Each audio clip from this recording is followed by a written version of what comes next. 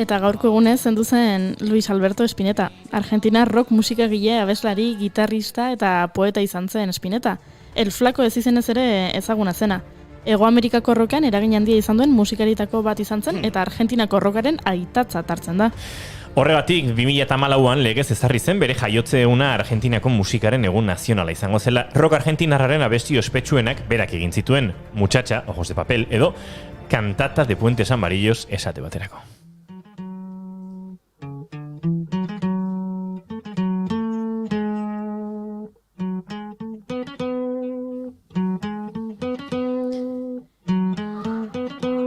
Eta abesti hau idazteko Vincent Van Goghek bere anaia teori bidali zizkion gutunetan inspiratu zen Spinetta? Spinetta? Eta artisten arteko gutunak izango ditugu hizpide gaurko saioan. Gutunetan izkutatzen diren maixulanak aurkeztuko dizkigu Goiurik. Amaiak, Bidaiak, Goiurik, gutunak eta zuk, Fariba? Faribak umorea. Aurreko astean Iñaki Iriarte gidoilariak komediari buruzin joskun berba, eta gaur beste mota bateko komedia sarituko gara. Ui, ze komedia? Memegintza. Aha. Mister Euskaldun etorriko da geurera. Eta Ina Martzoloekin hitz egingo dugu. Eta I May Destroy You telesaiaren inguruko polemika azalduko digu. Amaia, aterako adernoa ze Ainoak beti etxeko lana jartze uskuz. Bueno, ni presnago lasai. Vale. Orduan hasingo gara, ezta? Otsaiak... Zer? Oi, gaur nahi tokatzen zait? Oi, barkaidan berorrek handurea. Otsaiak 8 ditu gaur, eta astelena da!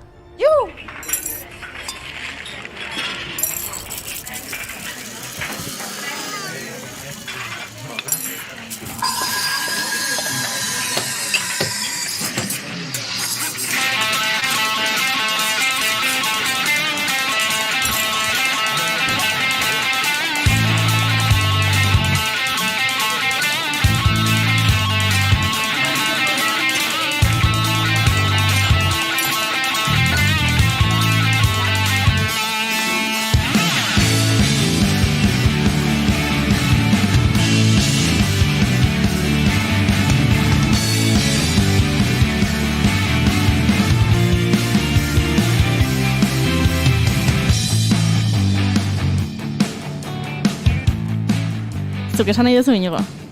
Esan zuen. Zuekin Fariba Seijan Uriarte! Azte txunjos, Arratsaldeon! Arratsaldeon! Gure metakrilatuzko pantaiaren beste aldean, Amaia eta bizenak ez dakizkit! Resende! Egiluz! Kaixo! Barkatu, Amaia.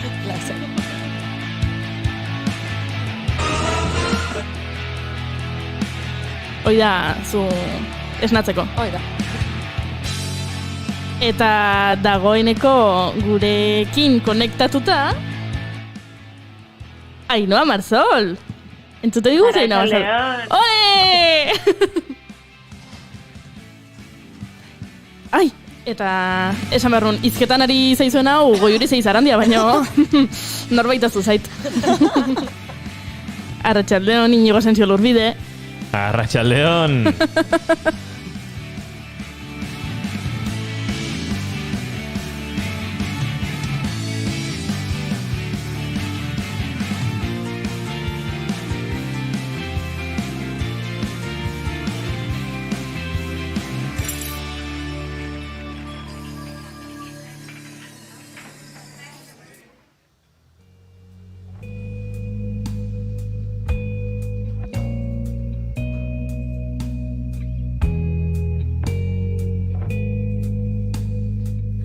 Ezakizu zer den gozea, ezakit zer den drama, ama. Ekarri dituzuen maite dutak prestatuta?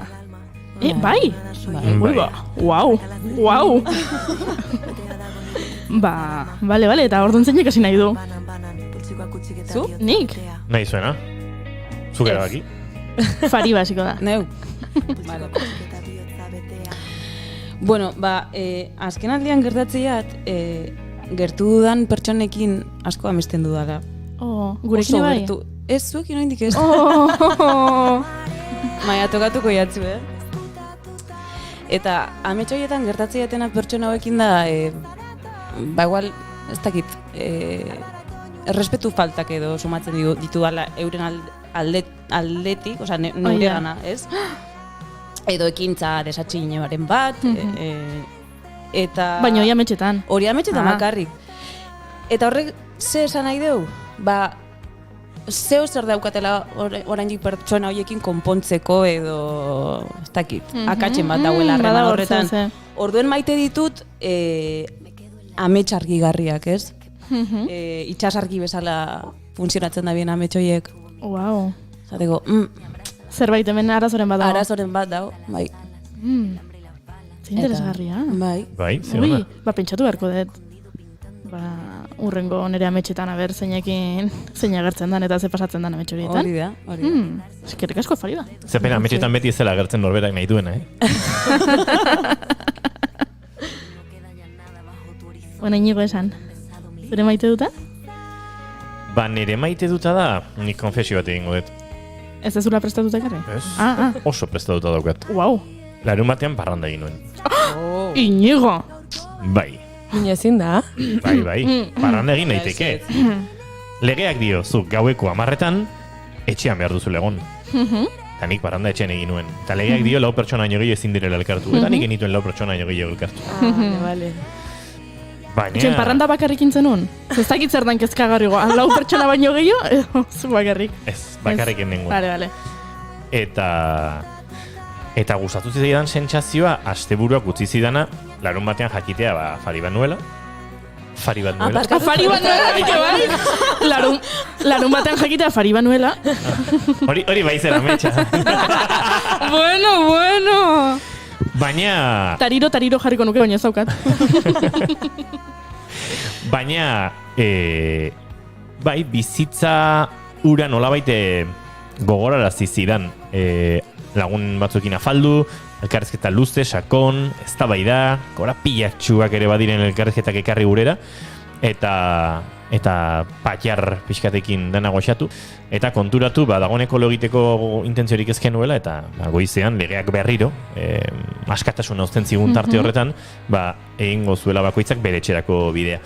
Bueno. Eta igandeak kargatu xamarra nuken, lan pixkatekin behar nun goizean Donostian, eta orduan, oso lo gutxi eginda abiatu nuen igandean lan egin nuen, hainbat jende ikusi nuen, kulturaz gozatzeko aukera izan nuen, eta etxera bueltan, eta hola pixkat asteburua begira jartzean, esan nuen, wow, asteburu honek aurreko bizitzaren traza pixkat badu. Eta gustatzen zait, sentitzea oraindik nahi dugula aurreko bizitza hori, eta ez, batzuk dioten bezala, guzti honek eramango gaituela gure kultura eta gure izakera, eta gure nortasuna albo batera utzi eta hartxaleko 6etan etxera izatera. Ze behintzat, hegoaldean bizi garen ontzako ordutegi horiek ez dira oso ohikoak. Akaso iparraldeko batzuentzat pentsatuko dute, guk 6etan etxera joan da ere egiten ditugu. Baina, etxean egiten dituzte. Bai, akaso gure iparraldeko anai arreba lagunen ohiturak hartu nituen eta gaua luzatu genuen, baina etxean. Eta bai, gustora utzen nituen asteburuak. Eta ajerik bai? Ez, atzo ere nuno izan, egia esan. Perfecto. Hoi bai dala maite dut bat. Juerga bota eta ajerik ez. Amaia Arresende Egiluz. Bida ikasi ditut zure abizenak. Idatzi dizkizut eskribirarrean bazta. Ikasi egin ditut. Egiluz horrela jazten dezu, Amaia? Ikasi egin ditut. Ugabe. Ez da, Osondo. Bueno, nere maite duta dijoa pixka lotuta gaurko egunarekin. Gaurko eguna... Otsaiaren 8arekin? Astelenarekin? Bai, dena justo guzti horiekin. Nere lehenengo eguna da hemen. Ongi etorri! Eskerrik asko. Eta bidali diate sorpresa harrigarri bat, aspaldi jasotzen nuna. Bidali diate bertso bat. Wow. Laneko lehenengo egunen inguruan. Ala! Eta maite dut bertsoak opariak izatea. Au! Eta irakorriko iguzu edo oso pribatu da? Eske luze xamarra da. Ez daukagu audiorik? Ez, audiorik ez dago. Beste batean ekarriko dut. Vale. Bai. Ekarriko eta audio eta guzti. Itzartzen dizego, Zatitxo bat ere ez. Ez. ez da pribatua, baina luzea, eta kontestu osoa behar du. Kontestua behartu, bale. Vale. Barkatze zaitugu. Ainhoa Marzol, zein da zure maite duta? Nere maite duta da, kontekstuan sartuta, ni beti izan naiz, gaztetatik pixkat hipster deitzen dana, ez? Eta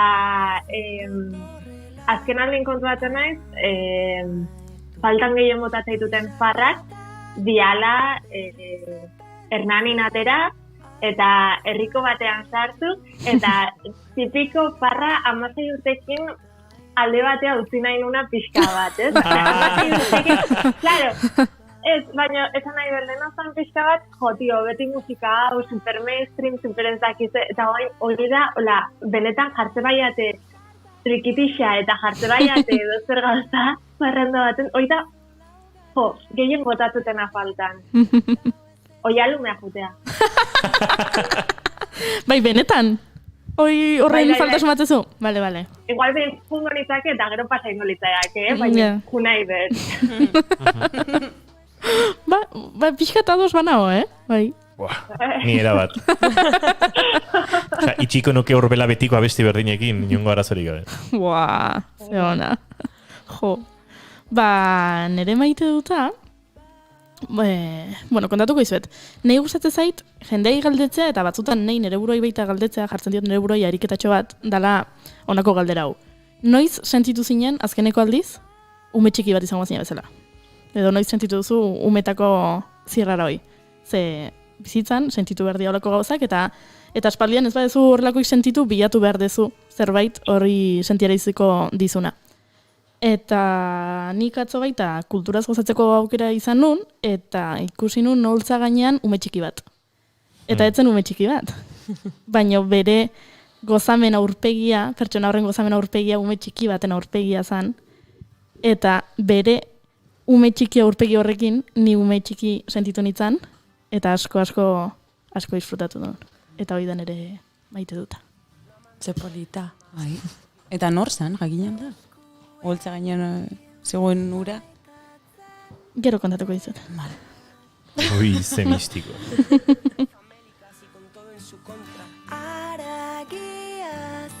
Baina gian abestiak pista bat emango dizu. Bietako zein? Bakarra. Vale.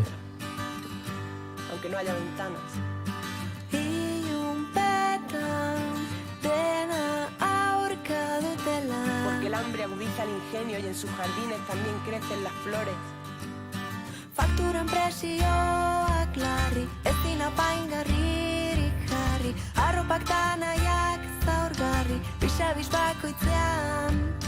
Baina badakite elkarri, lorategiak nola ekarri, nola piztu zenbait egarri, egun alertzean, egunen ertzean. Saben darse placeres nunca tasados de valor incalculable y han aprendido a disfrutar las circunstancias y la sopa del sobre, el viejo colchón y la cuesta de enero. Y parece que su amor se hiergue indestructible a pesar de las miles de plagas, de los sueños frustrados y fracasos andantes, de las crisis cíclicas y de hambrunas y de guerras.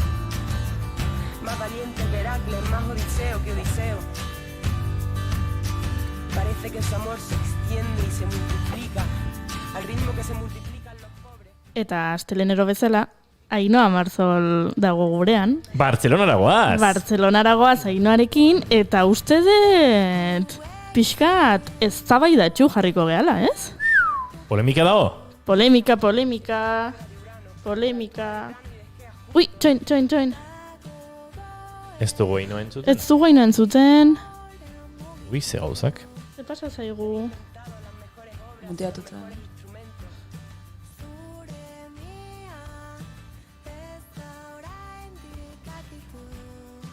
Entienden de arte y saben encontrarlo donde lo haya. Babaditu, zenbait antza infinitu. Aunque no lo haya, Hola, bai. que siempre lo hay. Entzuten dugu Ainhoa Marzola, Entzuten dugu. Ole, bai. Juhu! Direktoko komediak. Claro, eske zuzenean ega eta, bueno, irratian asko gustatzen zaigu itea. Claro. Dia, 4 Bai. eta 20. Zuzenean. Bale, barkatu flipatu naiz pixkat. Bueno, Ainhoa, aipatzen genuna, polemikita daukagu? Polemikatxoa? Polemikita kagu, baina ez dut Polemikita. uste gu polemikan osea, gure artean ez dut uste polemika asko egongo danik. Nik uste Vale. gehiago izango dela da gauza bat komentatu behar dana. Ze aste honetan atera dira urrezko globoen sariak, sarien hautaketak, eta gertatu dena da I May Destroy You, ez dakit ezagutzen duzuten, seria, Bai, HBO-koa. oso ona da, Bai da. oso ona da. Oso ona da, eta serie bat egon dana urteko serie honenen lista guztietan, eta lehenengoa, ia denetan. Urrezko globoek ez diote inungo izendapenik eman. Zero. Osea, ez da aktorerik onena, ez da direkzioan, ez da ez zertan ere. Eta, hainbat hautagai kexatzen atera dira, eta direz beste serie batzuk askozen nivel baixugokoak, Emily in Paris eta horrelakoak, bai egon dira izendatuak, eta beraietako gidoilariak atera dira esaten hau nola gertatu da, gu egon garela nominatuak, eta beraiek ez. Beste nivel batean jokatzen duen serie bat danean, modu guztitara. Eta, hor dago arrazismoaren gaia, noski, esan daiteke, guztiak jende kaukasikoa da, eta ondan bai dagoela narratiba guztia eta koloriko jendearen inguruan, LGTB jendearen inguruan, eta, bortxaketak hainbat esparru desberdinetatikan lantzen dituen seria da. Eta pena bada, tristura da, zegotean nominatua, eta hori, esan beharra genuen. Arazoa da igual ohitu gehala gauza oso zuriak edo bakarrik, ez dakit, entretenimendua dana hoi ikustera eta gero I May Destroy You bezalako telesaiak agian gogorregiak edo agresiboak egiten zaizkigu. Ze nik ere ez dut ulertzen Emily in Paris, ez dakit hitzein dut noiz bait Emily in Paris telesaietaz, baina da saioan ez dut ustez, neska... Ainhoa? Ez saioan, ez nerekin behintzatu. Da neska estatuar bat, marketing mundun lan egiten du, eta jutea Parisa bizitzea, eta da, bizitza horren bertsio oso, ez dakit, azukre asko duen bertsioa, ze dena da hona, dauzka 20 urte, eta iristen da Parisera bizitzea lan egitea, ez daki frantsesa, ez daki ezer, baina sekulako lana lortzen du, sekulako apartamentua lortzen du, naiz eta diru asko ez daukan, baina kristona da. Apartamentua dauka Parisen, arropa mordoa dauka. Eta arropa oso garestia. Arropa oso garestia. Hori izaten da, Parisen bizi izan den inork sentitu duen lehenengo errealitate kolpea. Parisen etxe bizitza topatzea. Hoi da. Parisen ehunka edo milatik gora euro ordaintzea 14 metro karratugatik. Ezin bizitza sozial, kultural gehiegi izan, gauzek duten kosteagatik eta zure soldataren ia guztia joan zaizulako etxe bizitza ordaintzen. Eta Bai. Azkenerako da, Emily in Paris da fantasia bat, narrazio aldetikan ez duena inungo problemarik suposatzen, ze dena da, ez dago inungo lanketarik alde horretikan. Eta baita, osea, horrek ez dio balioa kentzen, telesaiak bere funtzioa betetzen du, entretenitze zaitu, ez dezu ezertan pentsatzen, pixkat iten dezu, ez dakit, zure buruguneak iten du off, eta gozatzen dezu Pariseko irudiekin, eta Paris hiria ze politia dan, eta ze musika frantsesa jarri dituen telesaiai, eta pixkat deskonektatzeko hortako balio du. Baino sariketa batean, osea, sari batzuetan hautagai izateko moduan eta I May Destroy You bezalako serie baten leku hartzeko pixka gaude denak xok. Xok ez dugu lertzen oso ondo, ez dalako serie bat ere pasadana inor kontuatu gabe. Zan nahi dut, jende pila batek hitz egin du serio honetaz, eta guztiak esaten du. Baina, bueno, tristea da. Ja, tristea da, eta badirudi, ez dakit, Hollywoodek ez duela ikasten, zegoen dela 2-4 urte, egon zan polemika Oscar sariekin baita, eta traola sortu zuten Oscar So White, dena etzeolako izenda, hautagai beltzik, eta denak txuriak zialako, eta bazirudien urte horretan klik egingo zula denak, eta, bueno, bale, jungo geha aldatzen, eta hau hobetzen jungo geha, bai, aitortu behar deu, oso lan ona da hola, pertsona zuri ez aratago, eta, ba ez, pasadia bizpa 3 urte, eta berdin. Beraz, nire proposamena zan, beti etxeko lanak ematen nahi nahi zen dutela. Amaia, abixatu izan. Bitxuni kuaderno, hemen dekot. Aste honetan ezer berria jarri ordez, ba gure arrozalea jartzea pixka bat nahi dunak, ikusi ez dunak, zen ziur nago jende pilatek ja ikusi dula, ikusi ez badezute, I May Destroy You, aste honetan hau ikusteko. Benetan ikusgarria da, oso nago. Fitxerora. Ederki, apuntatu ez da, Maia? Apuntatu da. Baina gehiago ere ekarri dituzu. Bai, gehiago ere. Bai. Eta zein da hurrengoa? Hainbat estrena ditugu aste honetan, horietako bat, nahiko dokumental pila bat ekarri ditut aste honetan. Ez daki gustatzen zaizkizuen. Inigo bai, badakit baiet. Eski eze majainoa. Lehenengoa, Vitals deitzen den dokumental katalana, HBO-en estrenatu da, eta pandemiaren denbora honetan Zabadelgo Park Tauli ospitalean kokatzen da. Bertan koronavirusaren krisisa nola eramaten duten aztertzen duen dokumentala pixka bat. Eta gogorra da, gara jau bezala, are gehiago gertutik bizi duen jendearentzako, eta bai daukalan bere mezua, jendeak esaten duen bezala, pixkat osasun publikoaren alde, eta garrantzitsua dela, azkeneako hemen egin den lan guzti horren isla bat izatea. Nik aitortu behar dizuet, uste dela, enahola prest oraindik, gai hau lantzen duten telesaiak, dokumentalak eta filmak kontsumitzeko.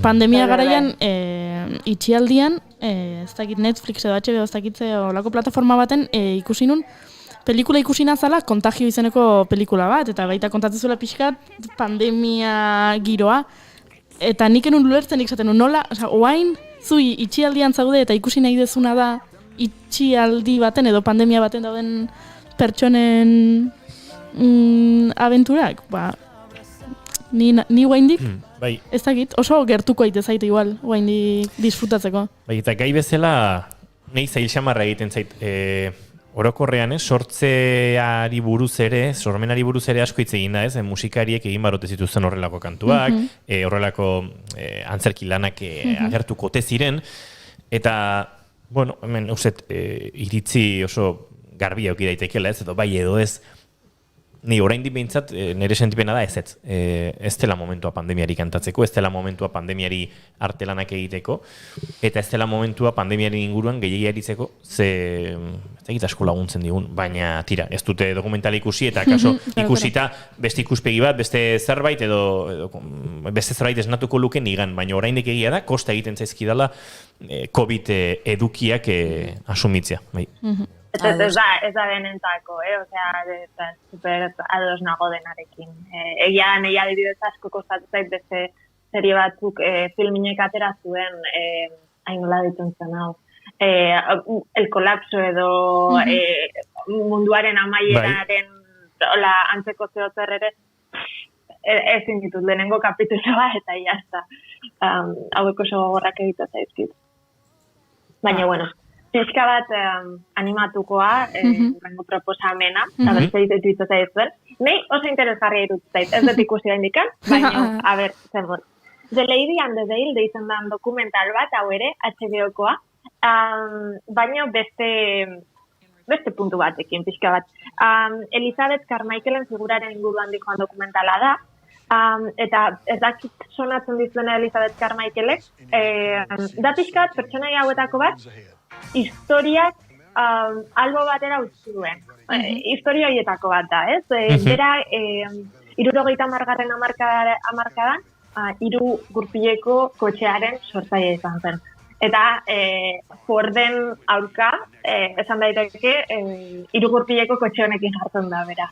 Eta dakigun bezala 2020an galtzailea da, bera. Horretaz aparte, oso interesgarria da bere pertsonaia guzti hau, nola, bera emakume transgeneroa da, beste hainbat misterio eta olakoak ditu bere pertsonarekin batera, eta prensa asko volkatu zen bere figuran azkenerako, eta oso interesgarria da nola kontatzen duten hori dena, ez? Nola dokumental batek izan daiteken bai ezagutzen ditugun figurai buruz, edo baita historiak nahita albo batera utzi dituen figura horiei buruz. Eta modu horretan oso interesgarria egiten zait.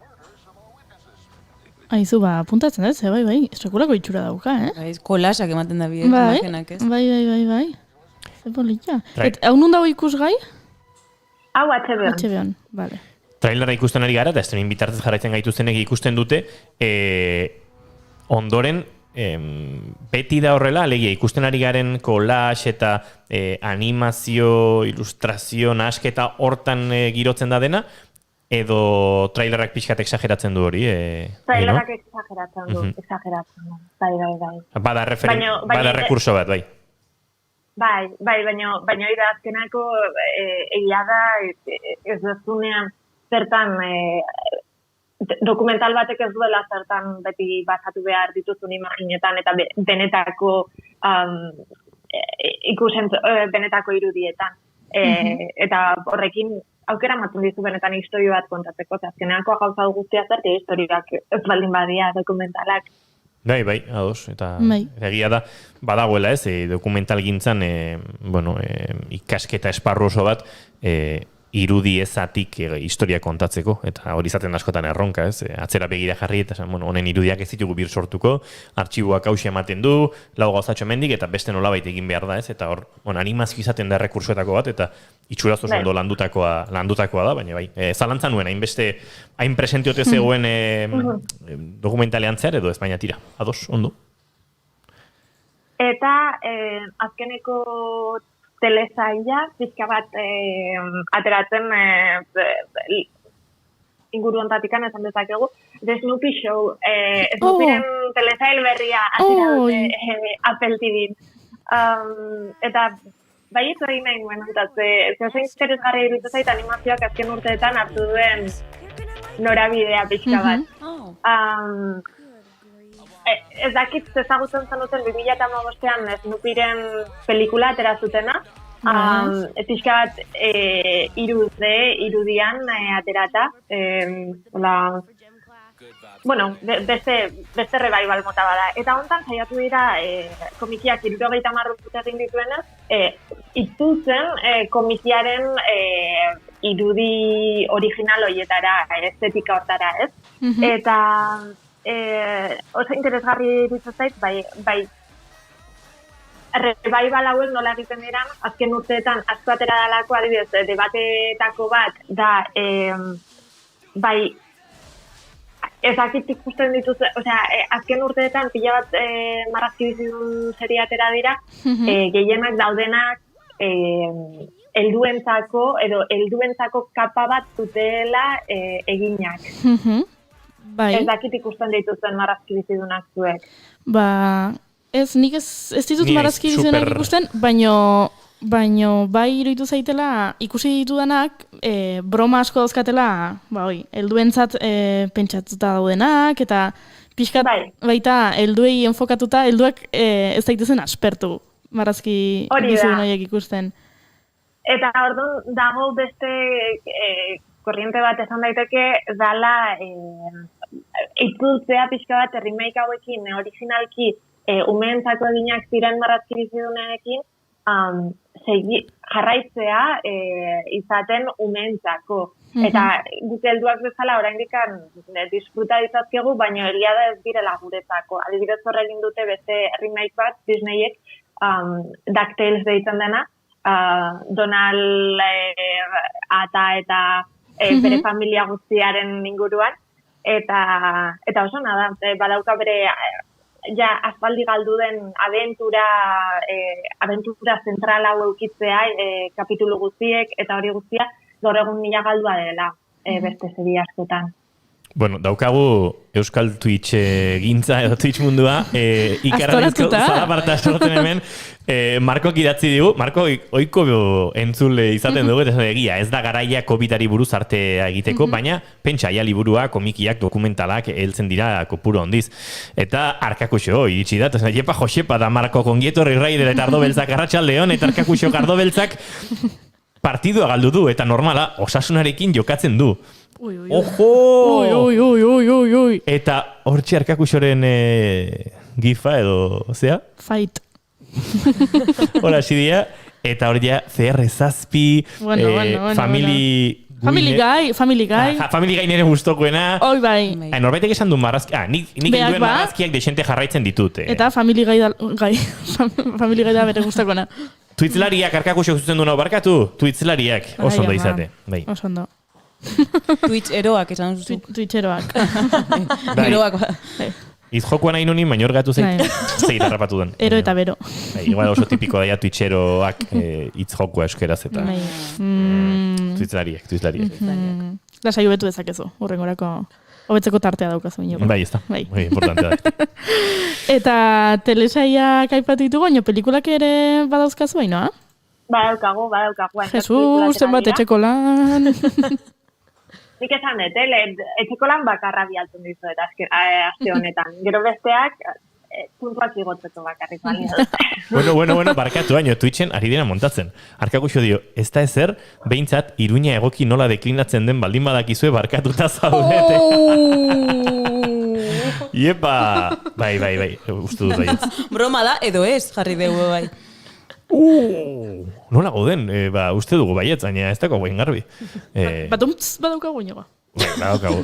Lehenengo paneleko ezkerreko 3. goitik hasita. Oso ondo da. Txuin berriz. Ze gustora bien goiuri kontrol maila hartuta. Bueno, Malcolm and Mary. Horrela oskatzen da, Marzol? Bai, vale. Netflixeko aspalditikan itxoiten ari ginen pelikula. Sam Levinsonena da, bera Euforia telesaia zuzendaria da. Eta hau egia pizka pelikulak orain Oskarretarako bidean Oskarretara dijoazenak zuzenean, ez? Eta hontan gehien bat, bai aktoren gatikan, alde batetikan Zendaya daukagulako, Euforiatikan ezaguna dena, eta beste batetikan John David Washington, Tenetitikan ezagunagoa izango dena, eta biak ziurrenik, ez dago sorpresa handirik, Oskarretarako nominatu izan da bat egongo dira.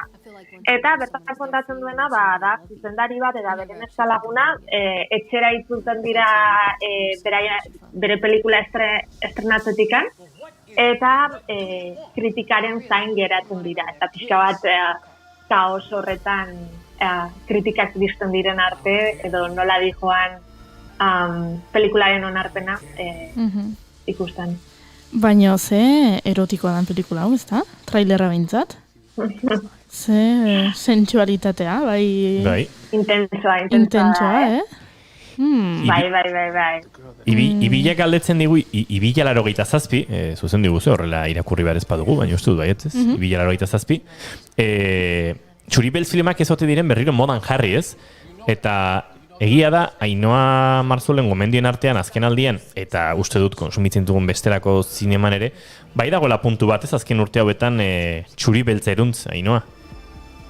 Bueno, bai, ja urte batzuk, 10 bat urte izango dira, noizean behin norbaiti okurritu zaioela bere pelikula Txuribeltzan izango dela.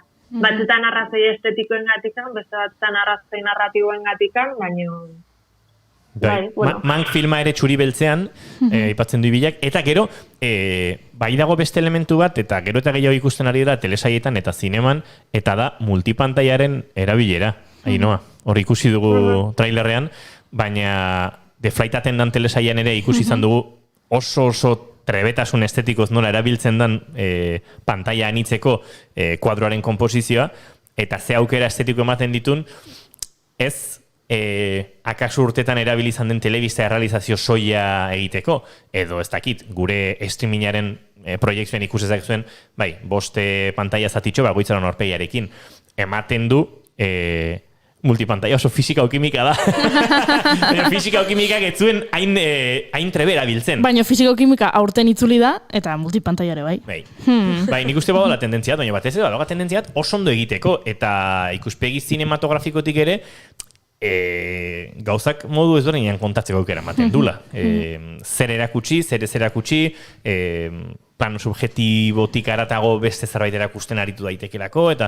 Bueno, hemen arriskua da, guain telesai eta film guztitan erabiltzen hasten bagea, grazia galduko dura. Bueno, ikusentzunezkoan gertatu zen, ez? Canon kamera digitalak DSLR-ak iritsi zirenean, enfoke-desenfoke kontzeptua bideo guztitan zegoen. Igual zion tornilleria enpresa bat zen, edo azken modako udako telesaia zen, ez? Enfoke-desenfoke, eta gainera jarri izan modan, enfoke eta desenfokea segunduro egitea. Hortan, eta ikusten zen honor, ostra, nora begiratu behar da, baina tira. Arkakuso galdetzen du, nire galdera da, txuri beltzean grabatuta egongo dira, edo gero postprodukzioan aldatu diote kolorea. Inigo zu pixka eta ditu, gai hauetan? Ikusi barko nuke beste modu batera, baina... De artist txuri beltzen grabatu zuten? Bai, joera bat badago, kamarekin ere, argazki gintzan, Leica kamera moderno digitalenak ere txuri beltzekoak dira, nik zalantza daukat, txuri beltzean grabatu zuten digitalean. Baina txuri beltzean... Nik uste dut bai, Bai, grabatu bai, nire zalantza da, txuri beltzerako soiek egindako kamera bereziekin grabatuta dauden, ez dakit bideogintzan zenbat eramaten den, ez dakit badauden ere, argazki gintzan badaude, eta ezberdina da, sensoreak bere baliabide guztiek dituelako txuri beltzaren matizak harrapatzeko, eta konsulta ingo, saioan zehar inkluso akaso. Investigatuko dugu Malcolm eta Marinola grabatu dute. Bai, baina logikoa da txuri beltzean erakutsi behar den zerbait txuri beltzean grabatzea. Alegia, haulen ere gertatzen zen, formato cinematografiko ezberdinak, eskopen grabatu behar balin bazan, 12:8 edo 4 tercios edo 4:3 formatuan, grabazioa dagoeneko horrela egiten zen. Zuzendariaren eta kamaragilaren monitoreak izaten ditu ja parametro horiek markatuta, enkuadrea erabaki behar delako, eta txuri beltzean egin behar den zerbait, zalantzari gabe, txuri beltzean grabatuta dago, argiztapena txuri beltz hortarako pentsatuta dagoelako, eta guzti. Edo luta kargatuta du monitoreak, gerora izango den filtroa. Nik galderaktik ulertu dudana zan, komplikatu gairutzen zen jakitea kamera horiek koloretako kamarak diren eta txuri beltzeko perfilean edo profilean eginda zegoen, ala ez, eta ez dakiten ontzuten. Osea, segurako txapa? Esateko, ez dakit. Ez, baina konturatu nahiz interesgarria dela, erantzutea, baietz, grabatu txuri beltzean. Eta arkakusok dio, bai, hori da. Esan duzun azkena. Listo. Ba hori jakin beharko dugu. Ea kamera txuri beltzeko soiekin grabatzen ari den inor zinea. Kaso bai, Ikertuko dugu. Bai, ikertuko dugu. Eta kaso hortik erreportajetxo bat egin dezakegu. Epe. Azken urtetako txuri beltzeko kamarak eta hoen errekurtso teknikoen inguruan. Epe, ze ondo. Ze ondo, haze pozik. Oiuri, repum-pum. Oi. Vale, eskerrik asko Fariba. Zu baizu. Ba, Malcolm and Mary eipatu dugu, eta uste dut urrengo aukera, Ainoa, dagoeneko saiontan... Baina lehenago etxego lana duzu, deklinazio ariketa, you don't say, baina ze deklinatu behar dugu? Iruñea? Ez dut ulertzen ze deklinatu behar dugun Iruñean? Ba, izango da... ez dakit. Iruñea. Iruñea, baina Iruñearrak, ez dakit? Iruñemeak. A ber, zuek jarri ariketak. Nongo, noren... Vale. Bota inigo. Nongo? Iruñako. Nongo. Iruñeara? Hori nora da. Iruñeatik? Ez gehiago jarraitu. Noren, ez dakit. Iruñako erabiliko nukenik, baina Iruñaren, zelioa, itxiko dugu hau. Bagoaz. Ez da, Enrique Maia Iruñeako alkatea da? Edo Iruñeko alkate? Iruñako. Iruñako alkatea. Pista bat. Uizeten siba. Bai. Zan. Misteri badaukago. Nola deklinatzen duzue etxea hitza? Etxeko, etxera, etxeraino. Bai, akendu. Iruña, berdin. Iruñeko, Iruñeko alkatea da. Hoi da. Enrique Maia. Iruñeko? Irudi baiet. Iruñeko. Iruñetik. Etxeruntz, baina etxeak ez du hori. Iruñera, hace festa. Bueno, Akelarre. Txoine.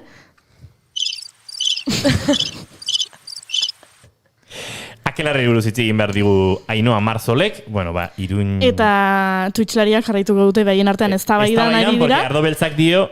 Ardo Beltzak akuso, zuek jarraitu eztabaidan zuen artean, eta Ainhoak Akelarreri buruz hitz egingo digu. Bale, Akelarreri buruz zuek gehiago jakingo duzuenik, baina imaginatzen dudalako Euskal Herrian pila bat aritu zeatela ontaz. Bai, eta saio hontan elkarrezetatu ditugu Amaia Berasturi, Junen Ogeira, Jon Elaspiur. Bai. Orduan ze kontatuko izuet. Bakarrik Movistar eta Filmine jarri dutela. Hori da. Hoi oso garrantzitsua da, Goiazarietarako porra hau edo ez dago egin behar. Bai, noiz egingo dugu, egia da. Martxoak hiera arte da, azkagu pelikula. Martxoak 6 da, Goia ekitaldia. Aurreko astien. Bale, nagoen behar dugu, Hoi da. Bale. Orduan, egunean jartzeko, Akelarre atera dute, Movistar Plusen eta Filminen, eta behatziko hietara izendatu da dago. Hoi da, bai. Beraz, bai, ikusi ezunak guain erraztasun gehiago ikusteko. Beraz, ikusi Martxoak 6 baino lehen. Eta horrela gure porran parte hartu dezakezu, Kriterio handiarekin. Ai, Akelarre. Zema gustaz egon abestia. Abestia bia gustaz egon. Ez dugu nahi beste berorik. Declaradas culpables de participación al Sabbat serán quemadas en la hoguera. Ez dugu nahi beste berorik. Zuen sua baino. ¿Qué es el Sabbat para nosotros? Por supuesto. Sua baino. Ez dugu nahi beste berorik. ¿Y si el Sabbat no existiese? Si solo fuese un sueño. Zuen sua baino.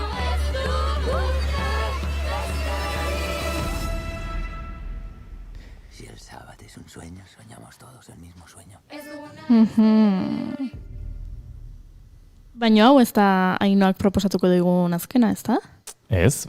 Dauzkagu beste bi, eta harin aurkeztu behar ditugu, zemen hasi gara Iruñako deklinazioarekin eta bueltaka, orain porra daukate Twitcheroek, Twitchelariek, ertzainek asteburuetan Donostiako hor deklinazioarekin ez dakit zer dugun.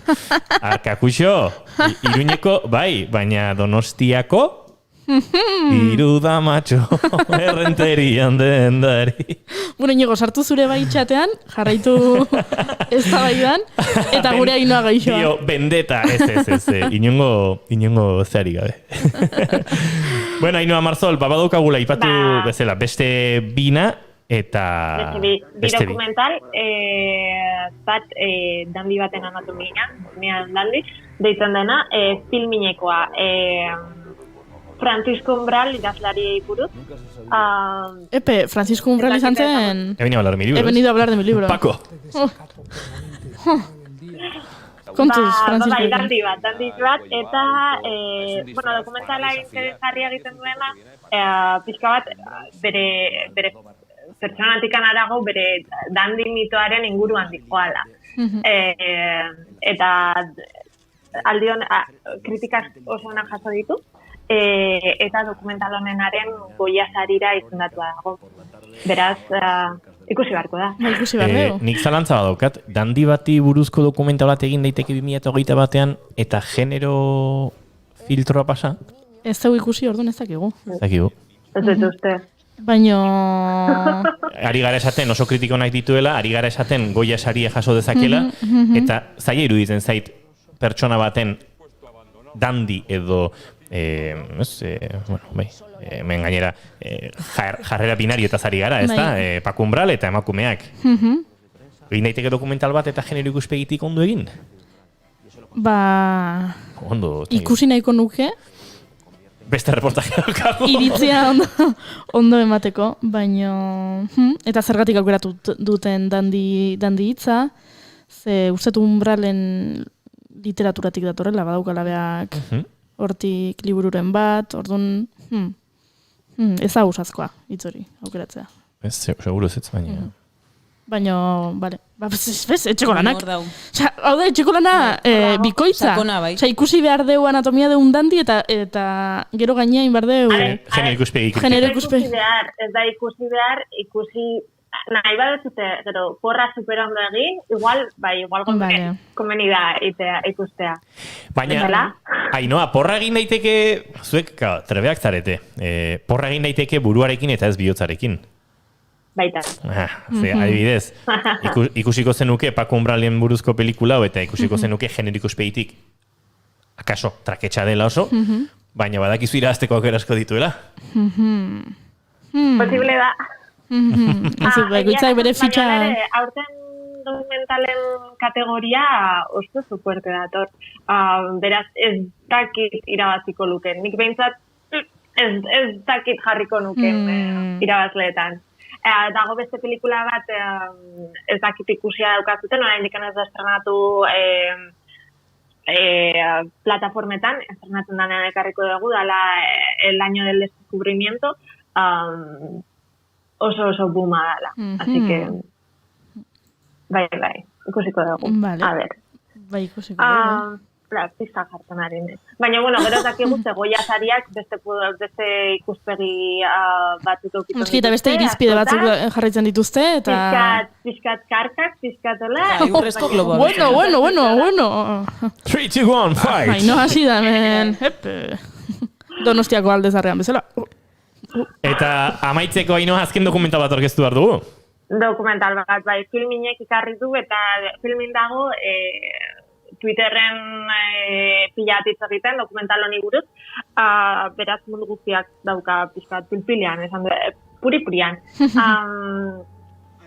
The Mole, deitzen da, eta dijoa, pelikula dokumental danesa da, eta Ipar Korean infiltratzen den gizon danes baten inguruzuan. Dena kamera eskutuekin egina, eta Ipar Korearaino. Driving downtown.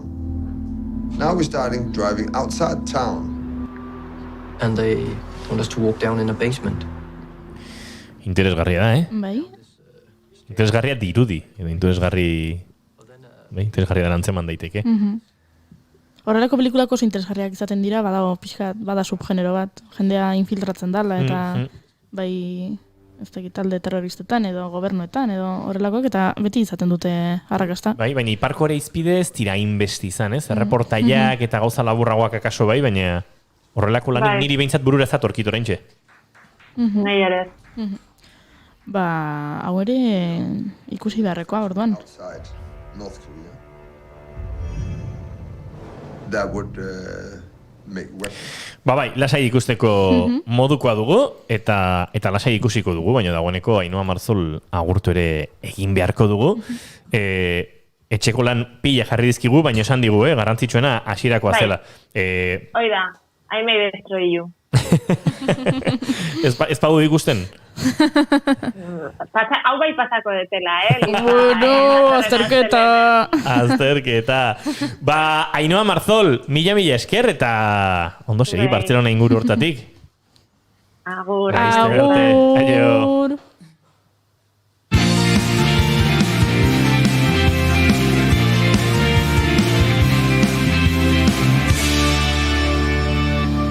Emaiozu bigarren aukera bat egunari. Naiz irratian, bigarren kafea.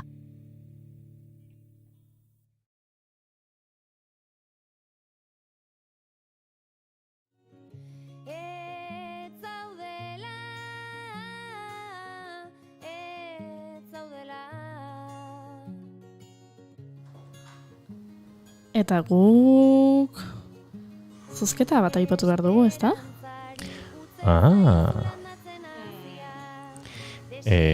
Bueno, etzen hori, baina nola jefa zuzaren. Noski, nik erabaki behar dut. Gero horako utziko dugu? Nahi duduna, zozketa aipatuko dugu orain? Ingo deu, honi ditu zaio, hype. Hori da, hype pixka bat. Zozketa aipatu behar genuen, baina erabaki dugu ez deula zozketa aipatuko. Eta guain, nola badakizuten, zozketa daukagola bida aipatu esaten digute Twitchetik. Guain, geratu berko ezarete hemen entzuten, ze maltzurak ez? Gaiztoak, maltzurak ez gaiztoak. Fijat, biurriak. Orduan, guain entzun beharko dezue, kontatzeko daukaguna ze arras interesgarria da, eta gero aipatuko dugu gure zozketa. Horainik saririk definitu ez duen edo kontatu ez dizugun zozketa hori. Baina ez dugu gehiago esango, ez? Ez dugu gehiago kontatuko. Goazelako Amaia Resenderen eskutik bidaiatzera. Zabizen, kuriosa okan Resende, nundi dator hori? Portugaletik. Egingo dugu Bartzelonatik Tolosara, Tolosatik Lezora, Lezotik Portugalera, eta Portugaldik munduari buelta emateko prestere. Wow. Joe.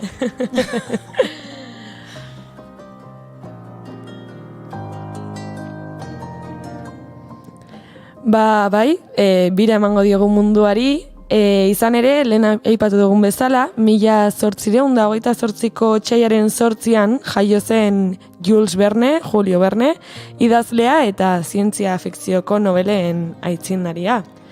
Verneren lanak mundu osoan zehar dira ezagunak, haien artean Lurraren bihotzeraino, Lurretik ilargira, eta munduari bira 80 egunetan eleberriak.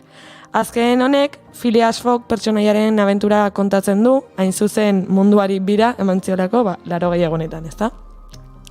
Eleberri honen ondorioz, pertsona asko saiatu dira Foggen marka hausten, eta horietako bat izan zen Elizabeth Jane Cochrane.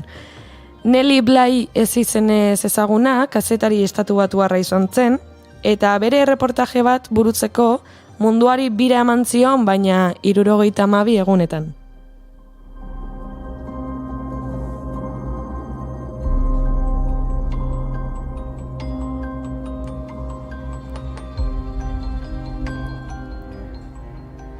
Nellie Bly, 1864 urtean jaio zen, eta 21 urterekin hasi zen kazetari lanetan.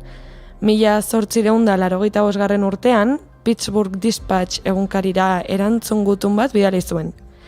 Emakumeen lanak etxean eta familiarentzat egin beharrekoak direla esaten zuen artikulu baten aurka izan zen gutun hau, eta gutun honekin txundituta, egunkariko editoreak kazetari lana eskaini zion. Baina poliki-poliki emakumeen kontuen atalera mugatu zuten, hau da, moda, sukaldea, eta berak lana uztea erabaki zuen, eta Mexikora joan zen. Bertako egoera ezagutaraztera eman zuen, Mexikon garai hartan zegoen korrupzioa, langileen esplotazioa, eta 6 hilabete pasata New Yorkera joan zen, eta New York World egunkari sentsazionalistan hasi zen lanean.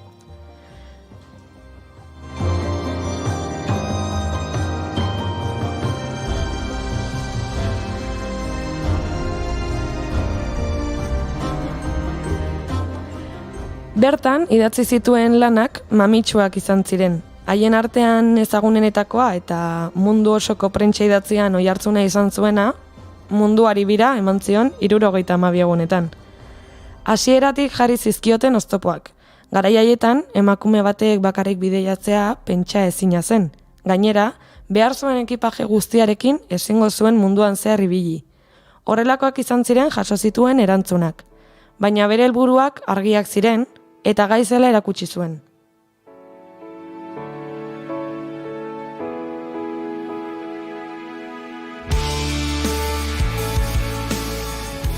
Mila 1889ko azaroaren 14ean hasi zuen bere bidaia.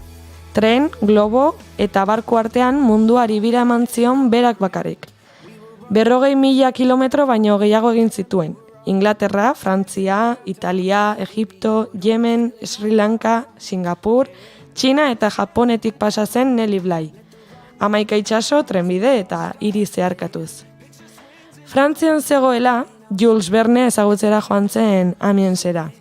Bertan, Verneren eleberriaren eta Blyren erronkaren inguruan hitz egin zuten denbora luzez.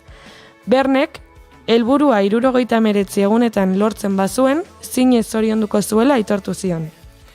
1880ko urtarrilaren 25ean iritsi zen berriro ere New Yorkera. Hasi zenetik zehazki, 72 egun, 6 ordu eta 11 minutu pasa zirenean. Vernek zorion telegrama bat bidali zion.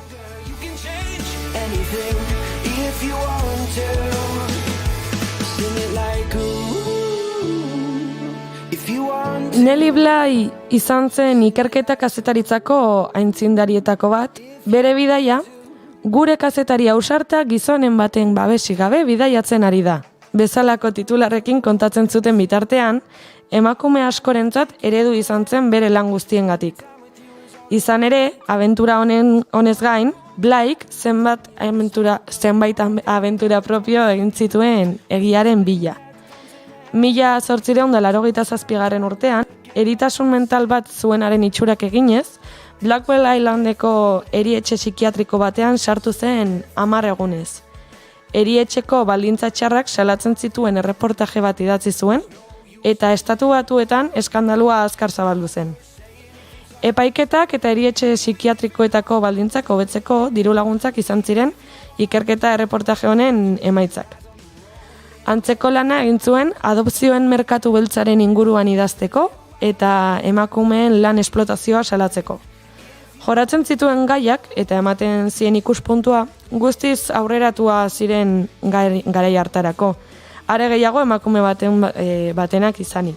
Hala ere, berak egindako adierazpen batzuk agerian uzten dute 19. mendeko arrazakeria edo klase desberdintasuna. Nelly Bly bizizeneko testuingurua guztiz desberdina da, baina neurri bateko antzekotasunik aurki dezakegu gaur egungo bizitzan. Nola nahi ere, Phileas Fogg pertsonaia ezagutzeaz gain, Elizabeth Jane Cochrane bezalako pertsonak ezagutzea beti da berazgarria. If you're scared of the dark, let the run-down street lights be your stars. Let them know who we are, let them shine for you. It's no use living if you're already dead. It's not worth saying if it's already said. Even if it all goes over your head, believe it if you want to. So keep your eyes on the road and your head in the stars. Follow it down the rabbit hole just a little while longer. You can change anything if you want to. Said it's not worth living if you're already dead. It's not worth saying if it's already said. Even if it all goes straight to your head, believe it if you want to. Believe it if you want to.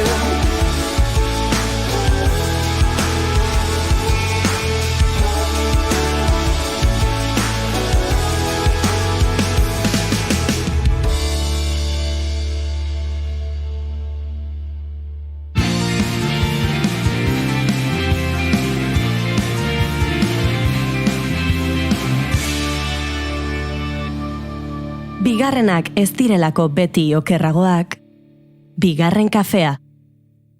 Venga, guain izozketa ipatuko de...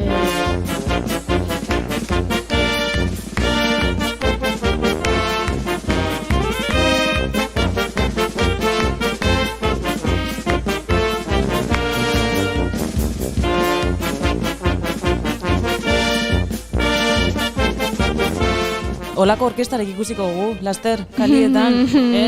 Laster oso kontzeptu zabala da. Bai. Oso urrun geldituen kontzeptu bat gainera. Bai, egia da. Fari bat, badakizu ze zozketa daukagun martxan? Inauteritako zozketa. Inauteritako zozketa! Bai. Aurreko astean aurreratu genuen, eta aste hontan, egunero aipatuko dugu, ostegunera arte, osteguna baita, ostegun gizena, claro, otxaiak 11, eta ostegun gizenean guk gure sari potoloa banatuko dugu. Eta ze egin behar dezute, zozketan Zein behar dugu, parte hartzeko? Goiuri? Zein behar dezute? Ba, entzun nahi ditugu zuen, inauterietako anekdotak, historiotxoak, abenturatxoak edo abenturatzarrak, ze batzuk abenturatzarrak kontatu dizkigute, eta horretarako nola helarazi guri zuen anekdotatxo horiek, zuen pasadiz horiek, ba, gure telefono zenbakira, badakizu zein den gure telefono zenbakia? 6 Bai? 7 2 5 4 4 Bitu, zupaio gehiago dakitxe, Bueno, Goiuri. Zupaio depora Ikasi, Noiz ikasi zu, asteburu honeko asko gomandizu. Asteburu hontan egon naiz, etxetik atea gabe, 6 hola, ikasten.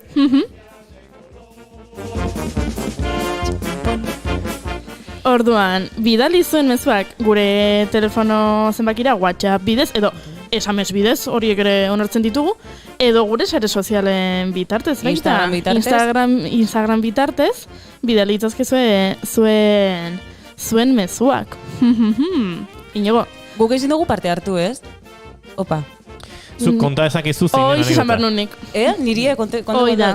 Vale. Kontatu nahi dezu zerbait? Ez zara zozketan sartuko, Fariba. Vale, bueno. Kontatu ezakizu orain, momentu honetan. Bueno, behin piperan, ezagutzen zuen piperan? Piperan. Marrazki bizigun bat zan. Piperan, peluka gorri bat zeukan. Bueno, piperan ez jantzi ginen kuadriako guztizek, eta halako baten kuadriako esazten, Fariba, zurama diskoteka eta zure bile dabil. Gauk ordu eta zeukurri baten niri pelukiek entzie. Eta karo, pelukiegaz neure antz gehiago dekot. Asi que oso evidentea zan, ez dauka zentzurik. Gabeko ordu txikizitan okurtia zuzen txorak erizek, bai. Hor buruatzen on eguneko unanen, ez? Ez, eguneko 50. Eguneko 50. Eguneko 40 jena, bai. Ba, bueno, ara da behin indon harrapatu, Ez? Ez. Ahi ba. Ui, gure iaslari txikia. Gazat esan baizut, bi ate dituen taberna horietan Fariba sartu daiteke alde batetik eta atera bestetik jende askok egingo lukena baina azkarrago. Nire ex batek eskapista nintzela esaten zidan. Eskapista? Eskapista, bai. Magia, bai. Baina nizaten duzu eskapismoa, gauetan bakarrik edo egunez? Normalin gauetan. Nik imaginazio, taberna bat jendez gainezka, eta Faribaren atzetik joan nahi, eta jende pila, eta Fariba eta ni hor ataskatuta. Txikiz eizetien alde hona bebadia. Bueno. Baina, badakizu eze? Zer? Gure hurrengo gonbidatua badagoela, maian eserita mikrofoaren aurrean, eta berari ere galdetu beharko diogu, ea badaukan inauterietako zerbait kontatzeko. Arratsaldeon, David Agirre Zabalaga. Arratsaldeon. Arratsaldeon, ongi etorri gure bigarren kaferen laborategira. Badaukazu historietaren bat, hola inauteritakoa? Goratzen aizela, ni goratzen aiz gaztetan, Zarautzen inauteriak larumata bakarrik ospatzea. Goratzen aiz kuadrian geldi guinala, igandian ebai, eta danak saldu guinala mozorrotu gabe, eta kuadriako lotzatiena mozorrotuta saldu zala. Oi, ama! Eta hola, juntzan etxea gorri inda. Ai, ama, gaixoa. Gitza hori da txok terapia, ez? Baina beste guzik parra intzen duten? Bai. Eta urtero gogoratzen diozuen? Bai, bendik afaitan dala gogatze dugu. Ai, ama, gaixoa. Bueno, nik kontatuko dizuet, nire inauteritako abenturatxo bat, baina bihar. Bihar? Noski, ostegun arte da zozketa, eta hemen pixkat gure intriga luzatu behar dugu. Eta orain horrela ja, hasi gaitezke gure gonbidatuarekin lasai hizketan, eta uste dut abesti bat eskatu duela. Ez dakit hau den. Asmatin dugu, ez? Juhu! Bueno, gaurre meme gintzaz harituko gara. Meme, berba barrize da, nahiko barrize da, ez? Mundu digitala zer ikusia daukana. Eta horretarako Davideko geugaz, baina, David igotzuterakoan igual ez dakite lotuko zuen, baina bera da Mr. Euskaldun. Osea, sare sozialetako izar bat. Eta, bera izan da Euskal memeak hor atara dituena. Bera izan da. Eta, ez dakit, memea batzuk igual ez da jakingo zer da, apurbeta salduko gu, interneteko kulturan memea humorezko mezu simple bat da. Zabalkuntza handi eta askarrekoa, eta gehienetan, jatorrizko irudi bideo edo testu baten olako remix satirikoa izaten da batzutan. Meme gresierazko mimema, ematen dugu ez dakit, mi mama me mima, ez? Bai, hoi da, ahotsa berotzeko. Ahotsa beratzeko, bai, berbadala, mimema hitzetik dator, eta gresieraz imitatutako zerbait esan nahi du. Eta horrek esan gure dugu, garrantzitsuena ez da hasierako mezua baizik eta kanala nola viralizatzen dan, eta norberak ematen dion zentzua. Memeak ideia, kontzeptu, egoera, adierazpen edo pentsamendu bat deskribatzeko erabiltzen dira. Ta non, edo zein motatako baliabide virtualetan, komikietan, bideoetan, audioetan, testuetan, irudietan eta era guztietako multimedia sareetan. Memeak gaur egun ere sare sozialetan erabiltzen dira gehien bat, hor puri-purian dauz, ez da inigo. Meme kontzeptua evoluzio kulturaleko mekanismoa ere bada, eta publizitate estrategiak bultzatzeko eta produktu edo kontzeptu bat saltzeko oso erraminta aparta da. Jada marketina viral egiteko elementuare bada. Marketingarantzako asko erabiltzen dira memeak gaur egun. Eta Euskal Herrien 2019tik aurrera hasi izan apur bat memegintzanen garapena. Eta esan dugun bezala, normalean mezu satirikoak izaten dira, ironia erabiliz, irudi edo esaldi burutxoak ekartzen dituzten memeak, eta Twitterrez gain, orain gehien bat Instagramen agertzen dira. Eta klase guztiztakoa dauz, meme alaiak, ez hain alaiak, alaitzen zaituztenak, eta, orain meme reivindikatiboak bai, ez? Eta hori sortea daukago hemen gaur David eukitzea, zebera izan da euskal memeari holan zentzu gehien eman diona, edo bintzete, horrekin alaitu gaituena. Nik aitortu behar dut, ni Mister Euskaldunen oso jarraitzaia naiz, eta sartzen nintzen bakoitzen pentsatzen unan nor, otea, kontu honen atzean daon xelebrea, xelebrekeri asko irakurri daitezke Mister Euskaldunen kontuetan, eta sekulako ilusa egiten dit, honek, Fariba, eskerrik asko deskurritu diazen Euskal Misterioa. Eskerrik asko berari, etorri dalako. Esan beharra daue bai, 2015-etik jadasi zala memen kontu guztia Euskal Herrien, bagera elkarteak, ez izan memelo eta izan memelari lolopean euskal memeak sustatzeko helburuarekin ekimen hau sortu zuen. Twitterren, Instagramen eta nahiko arrakasta izan zuen. Eta interneten badauz beste meme horrialdiek, euskal memegintza, Maritxunera zoaz, Sintxang, Xolomo Gangsta, bertso memeak bai. Eta, orain honetan Mister Euskalduneko hemen. Mister Wonderful ekaz zeuse izikusik edo eko?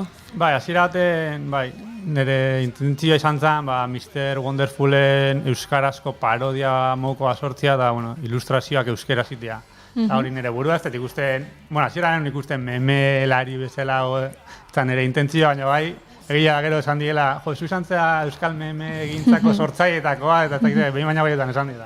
Bintzet, igual harrera honena izan duena edo harrera hori da, aipatu behar deu, 33.000 jarritzaile dozkazu Instagramen? Bai, Instagramen. Bai. Eta Facebooken ibiltze zinelen.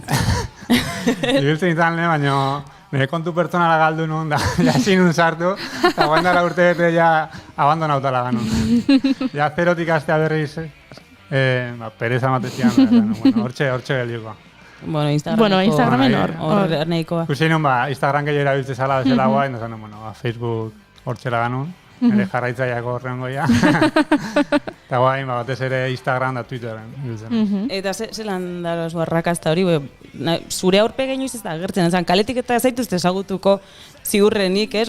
Mister Euskaldun ahozago da bilene personai bat da. Herrian ezautu, egia da, hau zin nintzen, guanela 6 urtei, eniola inorra izarrezan, maztia joakarrik, eta hori honitzen jate batzuk inorrei ezer esan gabe.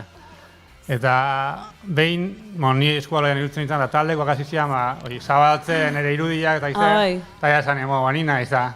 Baizea, ez zuen zinisten. Ez zuen zinisten. Ez zuten espero. Ez zuten espero, eta eragutzen nien kontua. Kontua, karo. Eta noiz hasi zinen, esan zu? Ja, uste, martxuan 6 urte ingo ditutela. 6 urte. 6 urte. Demo asko pasada. Eta nola bururutaz zaitzuen, ze momentutan esan zen duen. Personai bat asmatuko dut, eta memeak egingo ditut euskeraz. Zelan beti gustatu izan zait, bideo muntaiak, argazki muntaiak egitea, laguna ibialtzea, o lagunakin parria botatzeko gauzak egitea, eta marrasketa eta beti gustatu izan zait, eta ilustrazioa. Eta banekan gogo alako zerbait iteko, eta esan dizuten bezala hori, Mr. Wonderfulen parodia mokoa egitea pentsatu duen, eta hori hasiera baten izan zian euskal kulturako elementua, txalaparta, txinga, harria, pertsonifikau da horiekin, esaldi graziosua sortu, eta bar. Eta gero handik pixkata etorri zen Mister Euskaldun pertsonaia. Pentsatu nuen beste ilustrazio mota bat, beste historia batzuk kontatzeko pertsonaia bat behar nula, eta sortu nuen hori, eta arrakazta desente dukizun da hori erabiltze gehiago. Esango zeunke igual Mister Euskaldun zure alterregoa dala? Danetik pixka, neretik eukiko guzio ze, baina, kuadriako pertsonai guztitatik bazoze hartu, okerren hartu, batu eta bat jarri. Kexatze zaizkizu, noiz bait? Kuadriakok, baina hau, hemen nire... Ez zeten izenik ematen, piztiak egat. Niri gauza batek atentzina dituzte pio bat, ez dakiz hori goiuri. Fijatu zara, Mister Euskalduneko, ez da bakarri Mister Euskaldun, beste personai batzu begertzen die, baina danak deki begi bakar bat. Zer da lata? Hasieran marrazki egiten hasi nintzanen, pentsatu nuen, bere izgarri bat ekuitzean, marrazkia beste engati pixkat ezberdintzeko, eta ere bai gero euskal kulturan tartala bakaula, idea hori ekinun, da pixkat ikustezunen marrazki hori izena jarri gabe esateko hori, Mister Euskalduna. Claro, oso karakteristikoa da, ez? Bai, hoi da, streaming bitartez jarraitzen ari bazarete, jarri ditugu hemen irudi batzuk, eta bai, egia da hau ikusten duzula edozein lekutan, eta badakizu, hau, Mister Euskaldun da. Adibidez, agenda ikusten ari gana 2021 bateko agenda, naiz eta Mister Euskaldun horrez jarri, igual ilustrazioen gatik jakingo genuke Mister Euskaldun dela. Hori da. Ze hemen, guari gara hemen Instagram kontuaz eta Twitter kontuaz, baina pixkat aratago, momentu honetan aratago da, ez? Gauza gehiago denda daukazu. Bai. Egia hasieran ilustrazioak egon ditula da, gutxinaka jendiaz izan eskatzen, eta kamisetak, ososatak, aldezu eta bar. Eta, orduan idea hori eukinu, denda sortuko eta produktu ezberdinak ateako ditut. Eta hori, gutxinaka hasi nintzen produktu ezberdinak ateatzen, eta, denda sortu nun, da hortxe dago, eta, jendiak gauzak eroste ditu. Batez ere gabonetan eta hola, opari, mouko, gatilluak eta holako gauza dira. Eta sosketatzen dozu ze bai gauzak, batzutan. Bai, batzutan bai. Esan dugun bezala, hau nahiko barrize da, ez? Memeak, euskarazko memen mundu guzti hau. Eta, egiz eta Euskal Herritzen olako esarrez talagon lehen hautik. Eta horre, utxune bat izan dela, eta, batin zua gertu zara, eta, zeu zelan bai gure egunerokotasun hori apur bat aldatu indozu, ez? Guai da, nik gustatia batzutan Instagramera konektatu, eta, horrelako gauzatxoak irakurtzea. Zein da zure helburua, ez? Horri alde honekin? Ni hasieran, hau sortu nonen lehema zan, euskeraz irri egin nahi dut. Orduan, gero danetik indet, ez dira danak umore kutsua dakaen irudiak, danetik indet, baina hori, hasierako lema hori zan, pixkat euskaraz sortzia, irudi graziosuak edo. Egia zan, zu komentatuzun bezala, hasieraz, hau hasi zanen, euskeraz komiki gintza daola desente lantzezan, baina estilontako marraziak eta Mr. Wonderful estiloko marraziak ez zuen aingarratuta bandika. Streaming bitartez esan dikute, barkatu jarri ni konbentzituta bizkaitarra izango zala eta gipuzkoarra da. Zarauztarra da. Hau idatzi duena ere bizkaitarra da, ez da? Ni konbentzituta neon bizkaitarra izango zala, eta gipuzkoarra da. Bitzu, ez hori izen makarra. Ta zer da lata? Aixuri beltza, nungo tarrazea. Bueno, esan dozu moduen, ez zara bakarrik humorea zari. Folklorea baukazu izpide edo musika, sexualitatea, euskera bera. Eta, bueno, kritika desente agertzen da zure memetan, eta sarkasmoa baita ere. Oda, nahiko kritikoa eta nahiko esplizitoa ere bada Mister Euskaldun askotan, eta, bueno, irudiek ere erakusten dute hori. Barrea eragin nahi izateaz gain, eztabaida ere sortu nahi dozu, ez? Bai, azkenen gustatzen zait, gai sozialak eta hola ikutzea ere bai. Azkenen jarraitzaile asko askat eta nahi dute bai mezu on bat honei, defenditzen dituen mezuak zabaldu. Eta hori, askotan saiatzen naiz, esplizitoa izaten. Bai, nik ez da zuek, baina nik uste dut apur bat superheroi bezala, ez? Mister Euskaldun hor... Hain bestere. Kriston begian dana ez dugu ezer galtzen. Kapa falta zaio. Kapa falta jako Mister Euskaldun al rescate. Bai. Eta, bueno, Mister Euskaldun hainbeste kualitateko, ez da bakarrik reivindikatzailea, konposatzaile ere bada, bestiak ere egiten ditu. Bestin birmoldaketak eta... Bai, egia esan, hasieran hasi nintzen irudiakin, da, gero beti gustatzen zaio gauza berriak itea, porque azkenen jendia aspertu itea gauza berdinak ikusten, eta hori, okurritu zitetan abestiak itea, da hasiera baten, iten ditun, abestiak birmoldatu, baina, testuak errikillo, irudia bezala. Eta gero kontaktuan jarri nintzen, taldekoak ezautezun, honek kantauko egika, abestia, da, orduan jendeakin kontaktuan jarri nintzen, abeste, nik ez dakatola abesteko gaitasunik. Eta orduan jendea animatu zen, eta abeste batzu gatea genitu. Zu abesten jarrizko igual memeak zuri atakizizkizen. Nahi ez. Mister Euskaldunek egin nuiniz automemea edo metamemea? Metamemea. Mister Euskaldunek memeat egitea Mister Euskaldunen musika egiteari iteko gaitasunari buruz? Horri buruz ez, baina adibidez, bai behin pentsatu nun meme bat gero nula igo. Baina zan, Mister Euskaldun esaten, zeba nuain euskal produktua nahi inglesesko hitzak bezala jarte zaizion. Eta gero esate zion, isildu bai Mister Euskaldun naiz. Eta nun jo, superona. Ona da. Igual gaur jo ezake. Edo bigarren kafea etiketatu. Eskatzen hasita izu. Eta entzulek abestiren bat, jefa? Ez da, bere birmoldak eta... Badaukasun zetan ganan, edo Maluman bertsioren bat bebai, ez da? Zetan ganan atu mejazte de querer hori azken nahi dutena hori izan da. Hori nire lehen guzina kantatu ziala. Eta Malumana, ez da hit. Zure, bitu gugaz egondan Amaia Resende? Malumana bai, Hawaii. Bai. Hawaiiari erantzuna, noski. Bitu, igual Amaia Resende lehenguzina da... Osa, Amaia Resende laguna da bere lehenguzina. Gaur Amaia Resende meneuk izan dugunak, esan deu, zure abestitariko baten... Ustela, bere lehenguzinaren laguna. Bi abeslari daude? Bi abeslari. Bata neska eta beste mutila, ez? Vale, zure lehenguzina da Amaia Resende lagune. Bai, hori mutila da bere lehenguzuara. Bitu? Ui, Amaia Resende eta Mister Euskaldun familia dira. Eta ez egiten. Men badago zerbait lotzen zaituztena. Bai. Bide batez matizazio egin behar dugu, axuri biltzak esan dugu, epa, kale, Gipuzkoan Bizkaiera desente dago, debagoienakoa da. Bai. Horregatik izan dugu, Bizkaitarra izan zitekeela. Ez dut uste ziurtatu dugunik, baina akaso utxein dugu, baina bai, konsiente gara badagola Bizkaiera egiten duen, Gipuzkoa asko. Eta baita arabarrak ere, Bizkaiera izango da dialektorik politxena hori bai duda bai. Transversalena, kaso, ez?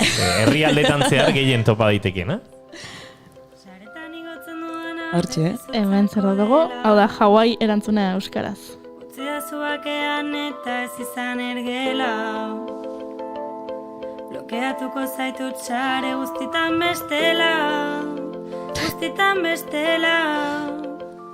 Ez pentsa mesedez, zu aurrena izanagatik hauetiko zela. Ez zenuen bat ere zaindu maite zenuena, ez etorri nigana, hemen bukatu da dena. Ta niri ez zaite zer falta, ez zer txorela ez dana, kon hile no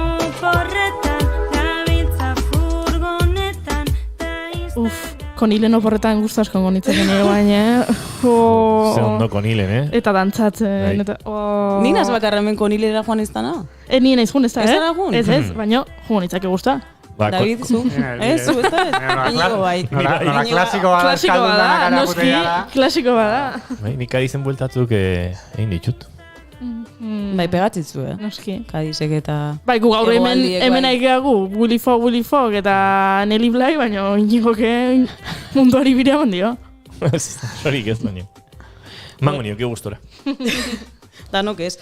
Enkarguz behiten duzu lan, ez?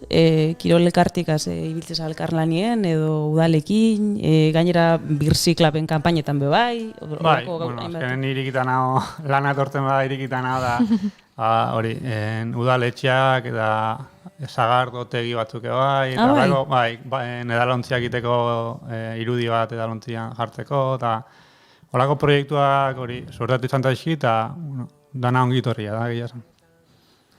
Bai, eta, bueno, garrantzitsua esati bai, hori, kriston arrakasta daukatela gaur euskarazko memeak, eta, bueno, azkenean horrek bai izan nahi da bela, zeuzelan, euskarak bizirik dirauen seinale bat da, eta euskararen biziraupenerako ere garrantzitsua da, ez? Euskara kontsumitzeko beste modu bat da, osatzeko iturri bat, horrela ikuste oso zupe bai, ez? Bai, azkenean garrantzitsua jendeak euskarazko edukiak igotzia, eta danetik igo berdala. Euskerak ez dula balio bakarrik nizerdakit bertsolaritzako eta parea gauzatako ez. Euskerak danak balio, zuen zela Twitchen edo zer gauzaiteko balio hula eta erabili berdala. Eta Mister Euskaldunekin hori aurrian nire kuriosidade bada, agertze diren personeiak bizitza realen oinarritutako pertsona edo ez dakiz zure lengu zinen bat, zure lagunen bat, zure aitxe, zure ama. Hori ezin da esan. Bueno, lehen esan dizuten bezala, ja azkenen pertsonaien nazketak gola, eta bueno, batzutan igual, zehose pasatezan, historin bat pasateak alian, da hori irudikatez, baina, tinorri zer esaten, paspare. Bueno, nire emaztia izate jo batzutan, xaxatzeko, sexuai buruzko irudiak egiten esate, hori, zuri marraztu izu. Ai! Espada. Ikusi dezu, Mister... Ondoren kaskoa jartzen duzu. La disimulatuta izu barkatu, ikusi dezu, Mister Euskaldunen azkeneko memea, Pero nahi kuñago, esate, arra marrazia giotzeitu. Bai, eske oso esplizitoa diela, baina oso kurioso, oso kurrenteak, ez izin buruak. Leguan ikusi naben bat, zegoela emakume bat, tipo baten gainien, eta, bueno, Euskala bere izterrak mutien inguruen, olan buruen inguruen, eta jartzen itxiera perimetrala horrelako izan da dira, ez? Igual hori izango zan gehiago, itxiera perineala, ez? Perineala, bai. Ondo ekarrita. Bueno, nahi gustatu zait, zure bigarren dosia behar dut. Bai, zaiatzen nahi hori, aktualidadiak, pizkat, esaldi kuriosoa sortzen. Edo maskariara oituteko, beste modu bat bebai. Bai, gizu zein. Imaginatzen zu, ez? Bai. Vale. Horrelakoak agertzen die bebai. Eta gainera, irudian, irudin bat kendu Instagramatik, baina. Kendu ez? Bai, baina. Horren antzeko bat, bai, kendu ziren. Pezoien bat asaltzezan. Ja, betiko kontu... Betiko kontu, baina marrazkietan ebai, argazkietan, oitu gara argazkietan hau gertatzera, baina marrazkietan... Instagram esedez. Ja, nahikoa da, ja. Lotxagabeak. Imar da, kamiseta buztia jarri gainetik, ze horrela balin bada, ez izkizu ekentzen. Claro. Bueno, nik azken egunetan ikusitu dalako. Horrela? Zaitu zai behidatzen, Inigo! Kamiseta guztia! Inigo? Ez, euskal celebrity batek igo du, eta ez dioteken du. Bale. Kamiseta guzti bat bitarteko dagoela. Nik ez ikusi. Bueno, ez toki inungo misterioik, zurini dalgok igo du Bale. Eta kamiseta guztiaten bestaldean bizitiburu nagari dira. Eta Instagramek ez dio zer resan. Ea ez dion kentzen, eskerrak, bai, ea ez dion kentzen. Ze ondo izu. Ondo iritsi zait. Pentsatu duzu marrazki bizidunetako pelikula bat egitea, edo ez tekit antzeslan bat, o serio bat. Gauza pentsatzia, bestia egitea. Nik azkenen ez dazkat, baliabideak olako zerbait diteko gantxe berdan. Osea, norbaite proposatuko azin hori diteko baliabideak eta ez daik zer, baina guantxe nik ez dakat animazio txikiak eta hola ditu, baina serie bat diteko, pelikula bat diteko berko nun, dirua aurrena, denbora asko izango zen, pertsona jakiteko ahotzak eta barriteko jendia, ez dakit. Proposamenak izango zen duzen? Ez. Hola, serio bat diteko? Ez. Guk proposatzen dugu. Bai. Nik ez, baina norbaitek entzuten balin badu, haizu. Nik ikusle bezala asko disfrutatuko nuke. Bai, nik bai. Ba, listo. A ber, norbaitek entzuten duen. Eskariz, Hoi da, gu bota deu, eta... A ber, norbaitek. Duela 5 minutu, Markok, Lapurditik idatzi digu, pasten den musika, tituloa, otoi, pentsatzen dut... Hortxe da. Oso ondo. Zaskara zagengo, Juri. Galdetu horretik ni badakit ze galdetu behar dezu niñego. Ze uste dezu, ba. Nik ere asko maite zaitu du. Eta esan dugun bezala, lehen, Mister Euskaldun, adin guztientzako publikora zuzenduta dago, ez? Azkenien tematikak eta lantzen dabezenak edo, ez dakit, nik uste danon kezkak edo danon nahiak erakusten dabezela. Bai, azira baten, publiko guztientzat, igual, irudi batzuk lehen komenta ditugun irudi batzuk igual gaztien antzat ez dira, baina orokorren publiko zabal batentzat dira. Eta gifak beba egiten duzuz, ez? Bai, gifak eta stikerrak eta... Bai, guandala pare bat urte initu gonen gifak eta bar. Azkenean esati zuten bezala gauza berriak egitea gustatzen zai, ustela jendea zberditea eta pixkat horregotia. Eta bai, ikusi nun Instagramen detzeuela euskarazko gifak o euskal gifak, eta informatu nintzen pixka nola itezia, nola nunillo bertzian eta bar, eta hainitun. Ze ona. Eta gifa zer die berez? Osa, memeak die, baina mugimendua gaz, ez? Mugimendua, bai. Stikerra dia irudia mugimendua, baina fondoi gabe, eta gifak dia fondo karratu, osa, esango zan... Memeak... Meme mugimendua, baina hori, fondoakin. Bale. Hori, hola, esplikazioa. Ez da, ondo esplikatu dute, baina... Hemen mundu bat dago. Mundu bat, bai, mundu digitala. Inigo eta neapurru dia heldu garrelako, baina goiuriz iguale... Bai, nahi zalantza sortu zait, gau.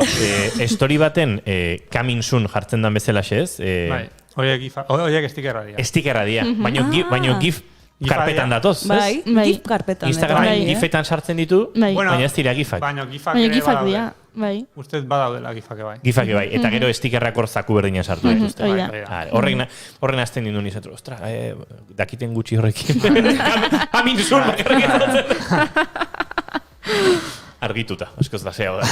Ba, gonbidatu beharko ditugu, Euskal ingurune digitaleko pertsona gehiago, zuri azaltzeko nola funtzionatzen duten sareekin ego. Eben, gaztetxe flipatu. Ostras, ez que koaina oso kuriosa, inigo, kameri buruz, imaginari buruz, eta pila badakizu. Eta beste, eta gauza... Horrek esan nahi du, beste buruz ez dakizu. Baten duen gauza komplikatuetan, komplikatu buruz gehiago dakizula, gauza simplei buruz baino. Baina interes kontua da. Interes kontua, claro. Stit gif munduak, ola, ikaragerrak hartzen baino. A ber, pixkat parodiatzen ari naiz. Kaminzunetik garatago gifak storitan jartzen badakit, baino ez dut gehiagi sinisten... Kaminzun jartzen dudanat. Ez dut gehiagi sinisten Instagramaren hizkuntzan bertan ere, beraz hor bauzkan ere kontrasanak. Baina ez du nahi zenizo bat izan eta... Uste dola dala, ez da. Bai. Ez du nahi zenizo bat izan eta jartze ditu nik ere tarteka. Eta batutan jendeak parra egiten diten plan, zeintzia zutan onda goinigo. Zure historia ikusi dut, zeintzia zutan onda goinigo. Pixkatola, saltxamateko gif batzuk sartu izkiot histori bati, super forza. Inigo mesedez. Ikastarotxo bat ingo dugu. Eta zuk, David, egin duzu ikastaroren bat, ez dakit, nu digitalan inguruen nobedadein inguruen nola zeuzea? Ez, ni berez arkitektua naiz. Eta orduan beti mundu hori, diseinu mundu hori gustatu zait, eta gero ilustraziozko programa eta holako gauzak nire kabuz ikasitut. YouTubeko tutoriala ikusten. Bai, zagoa bilesize. Horako balizo bida, Bai, balio behar da. Agurtu behar zaitugu, saioarekin aurrera inbardabulako, gu gifak bezala mugimenduan gaudelako. Buklen. Eta urrengo kaminzuna nik egingo dizuet. Ara, bale. Bai. Ze hemendik oso gutxira, nengo David agortuko dugu, hemendik oso gutxira, goiurik gutunen inguruan itzen behar digu. Bai. Eta oso gutun politak eta historikoak eta ikonoklastikoak ekarri ditu. Eta badakizu esan digun Marko gure entzuleak? Zesan digu? behin jauteritan gutunez bestiturik dantzatzeko, jantzizala gutunez eta dantzatzeko arazoak eukizituela. Eta ardo beltza galetu eta tabernetan sartzeko moldatzen ziren ongi, Marko? Ezin ere, hobeda imei ez mozorrotzea. Nola dauden gure Twitchlariak, Bai, gutunei buruz hitz egingo dugu eta David agurtu behar zaitu, baina eskerrik asko. Zuri eta Mister Euskalduni gure egunak alaitzagatik. Eta inoiz argitaratu gabeko tweet meme hori publikatu nahiko bazen, guk sentituko dugu pixka guretzat dela. Gaur joko eta. Toma! Eskerrik asko. Naiz irratia. Novela beltza irakurtzen duenak badaki, genero horrek baduela zerbait harrapatzen zaituena. Zenbat kostatzen den beste irakurketa batzuetara salto egitea. Halako zerbait gertatu zaio Miren Gorratxetegiri sortzaile gizan ere. 33 ezkil bere lehen eleberrian beltzetik jo zuen, eta aleginak egin baditu ere bere sormen lanetan beste genero batzuetatik jotzeko, beltzetik etorri zaio Sotoan Gordeak bigarren eleberria ere. Lehenengo eleberria eta gero egin nitu saiakerak edo nahi probatu ez, agian beste zerbait, baina azkenen martxa hartu eta aurrera joan dena berriro ere novela beltza izan da. Eta hori beltza bekaren eskutik, uste eta asko eta pentsatzen nuena, baina gehiago batetik hori ez, neure burua eramaten nuen konparaketak egitera, aurrekoan nago dituzu, orain zerbait ezberdina egin behar zenuke, ez egituran bakarrik, ez kontatzen direnak ere badute antzekotasuna, aurrekoan ere sekretuak zeuden, familiako tirabirak, eta hemen ere badaude alakoak, markoa desberdina izan arren, eta nik uste izaera desberdina dutela, baina bai, ez, eramaten zidan neure burua konparatzera aurrekoekin. Eta gero, espektatibak ere bai, ez, aurrekoak oso harrera ona izan zuen, eta zalantza horiek sortzen zitzaizkidan, oraingoak ere izango ote du, ez du. Ez dakit, nik uste, azkematen liburu guztiek behar dute irakurlea engantxatze hori, ez? Baina novela beltzak agian areta gehiago eskatzen du hori, irakurlea protagonisten azalean sartzea, eta jakin min horrek, harrapaladan horriak pasa eta amaieraraino irakurtaraztea nik uste. Bianako mahastietara garamatza lan berrian idazle Azpeitiarrak liburuaren azal koloreak iragartzen digun moduan ardoa eta odola uztartzen dituen eleberrian. Nora eta Alexek osatutako bikotea da kontakizunaren ardatza, Norak Sotoan Gordeak nahi lituzkeen familiako sekretuak argia ikusiko dute pixkanaka Alex bikotearen jakin minak bultzatuta. 3 hamarkadetan zehar saltoka garamatza Gorrotxategik Noraren iraganeko sekretuak eta egungo ezinegonak korapilatuz.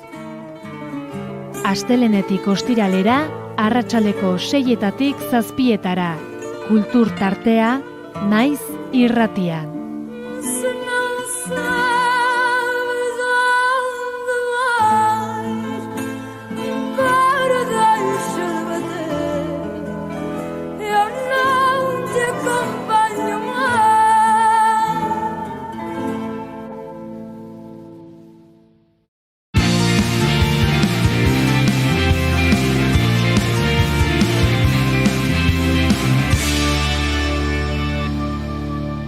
Keep calm and bigarren kafea.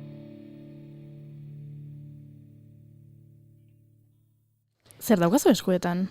Zer politak, Zerta, Inigo, kontatu, agian norbait irratitik entzuten ere, agian ez badaki irratitik entzuten ari dela eta ez dutela ikusten. Mister Euskaldunek ekarrizkigu bi agenda eta oso guapoa dira. 2021 anormaltasun berria, Mister Euskaldun. Eta irikita agertzen dira gela, ternua musuko mitiko euskaldun marrazkiak, beste musuko kirurgikoa, txertua jartzeko horratzak, pilulak eta bar, eta hasieran esaten du 2021 gure urte izango da, eta erantzuten dio ondoan iaz berdina esan zenuen, eta begira. Ez dakit. Eta bidan, atzean dozka apunteak hartzeko horriak. Bakizu ze apuntatu dezakezuen oharretan? I may destroy you. Ez. Ai ama. Elbideak. Eta elbideak zertarako? Jendea gutunak bidaltzeko. Gutunak idazteko. Noski. Idazten dituzu gutunak? Ez. Nik postalak batutan. Ez asko. Azken urtien ez. Karo, postal kolekzionista zea? Batutan. Batzutan. Nire alteregoa postal kolekzionista da.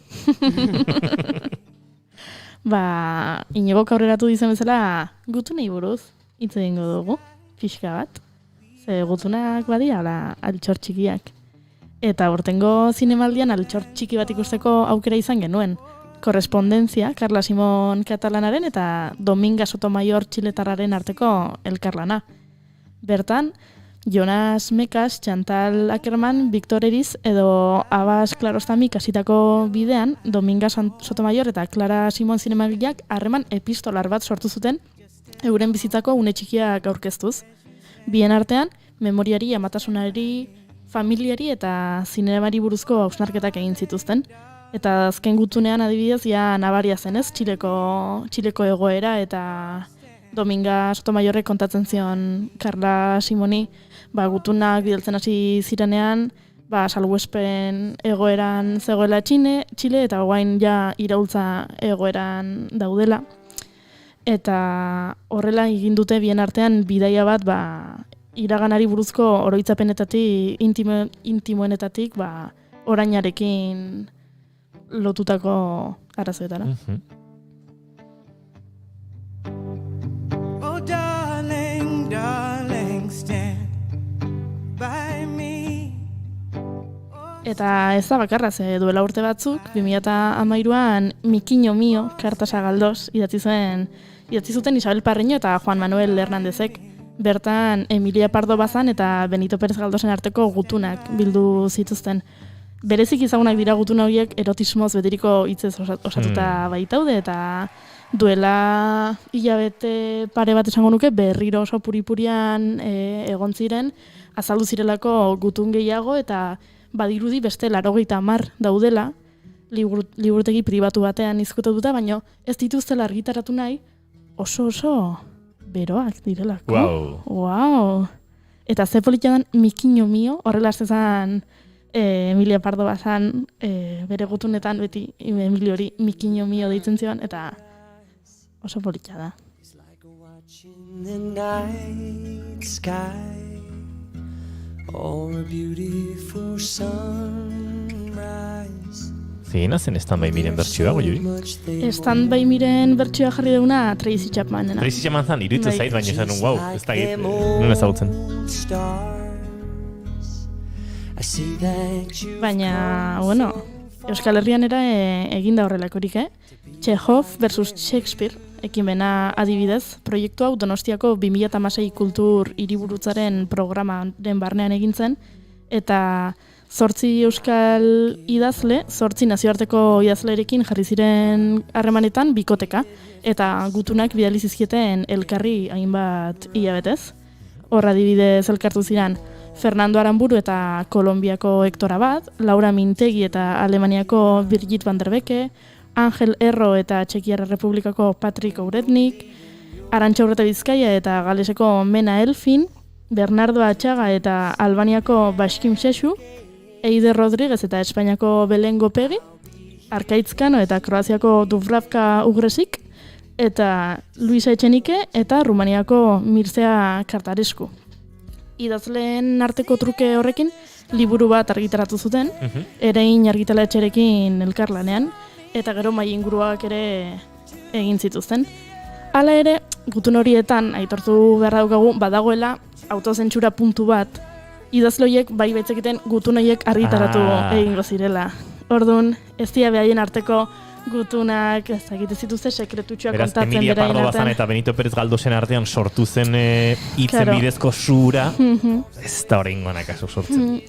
Gaiak ere ziren horrelakoak noski, baina. Agian sortzen da, baina, bai, aipatza genuen bezala autozentsura puntu batekin, ze hori abisatu zieten, gutunak zuen artean nahi zuen bezala eta intimoak izan daitezke, ze gutuna bidezko harreman bat beti da intimoa, baina hau argitaratu egingo da.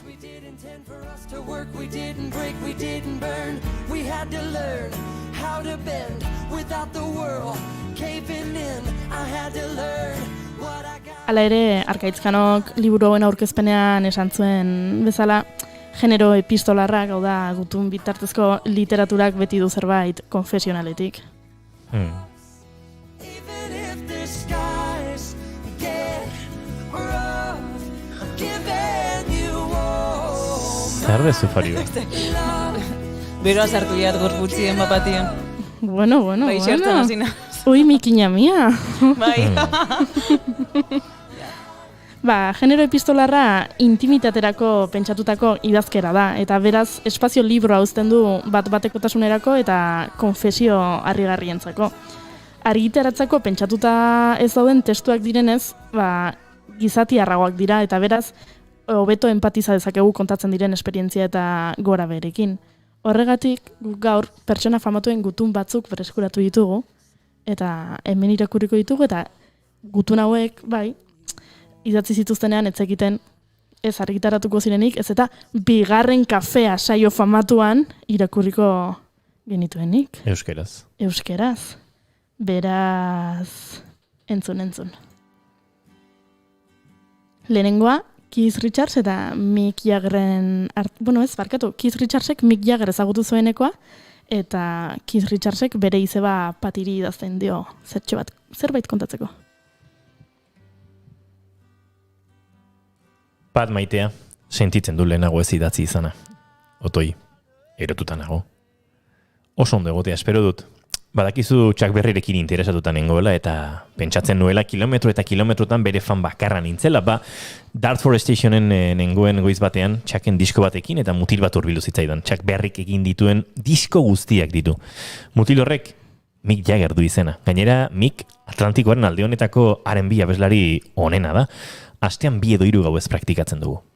Orain, ezin dut beste ezertan pentsatu, beraz, Gabon esango dizut.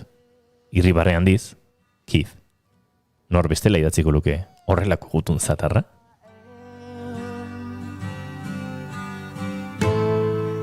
You know I can't let you.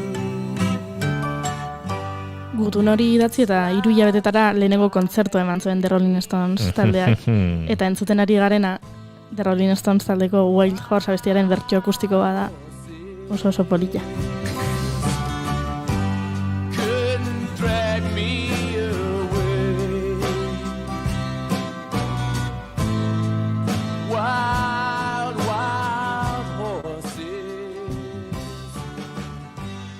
Eta baditu gehiago, adibidez Audrey Hepburn eta bere Breakfast at Tiffany's edo gosaria Diamanteekin edo Tiffany'sen. Diamanteekin filmaren soinu bandaren musikagileari idatzi zion gutun bat berreskuratu dugu.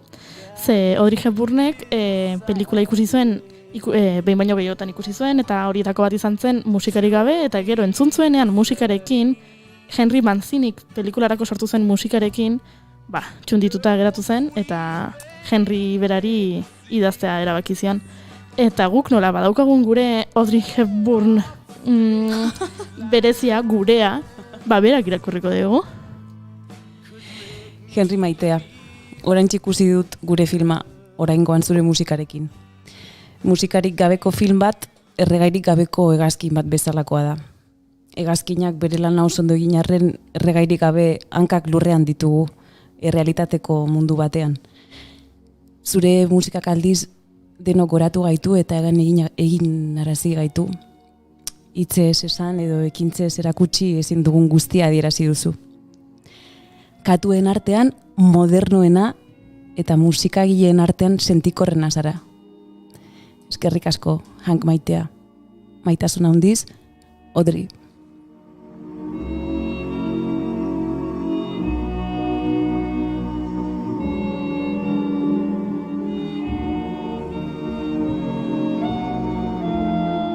Bazekien zerbait Audreyk, ze Mancinik Oscar saria jaso zuen pelikula honetan egindako lanarengatik.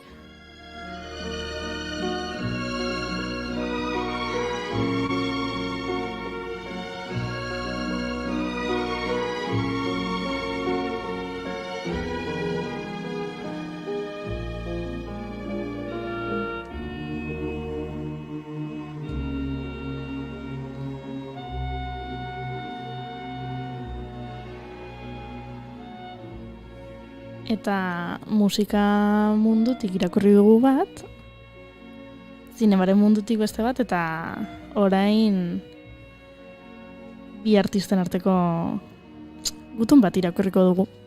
Salvador Dalik bere lagun Federico García Lorcari idatzia.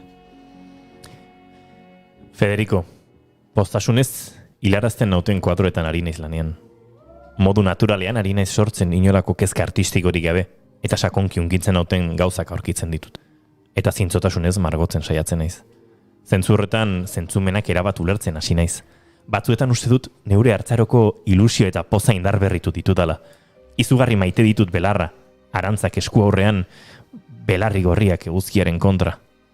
Emaiozu musu bat Margaritari sudurpuntan. Sudurtxo hori listorra abia. Abi bat bezalakoa da eta.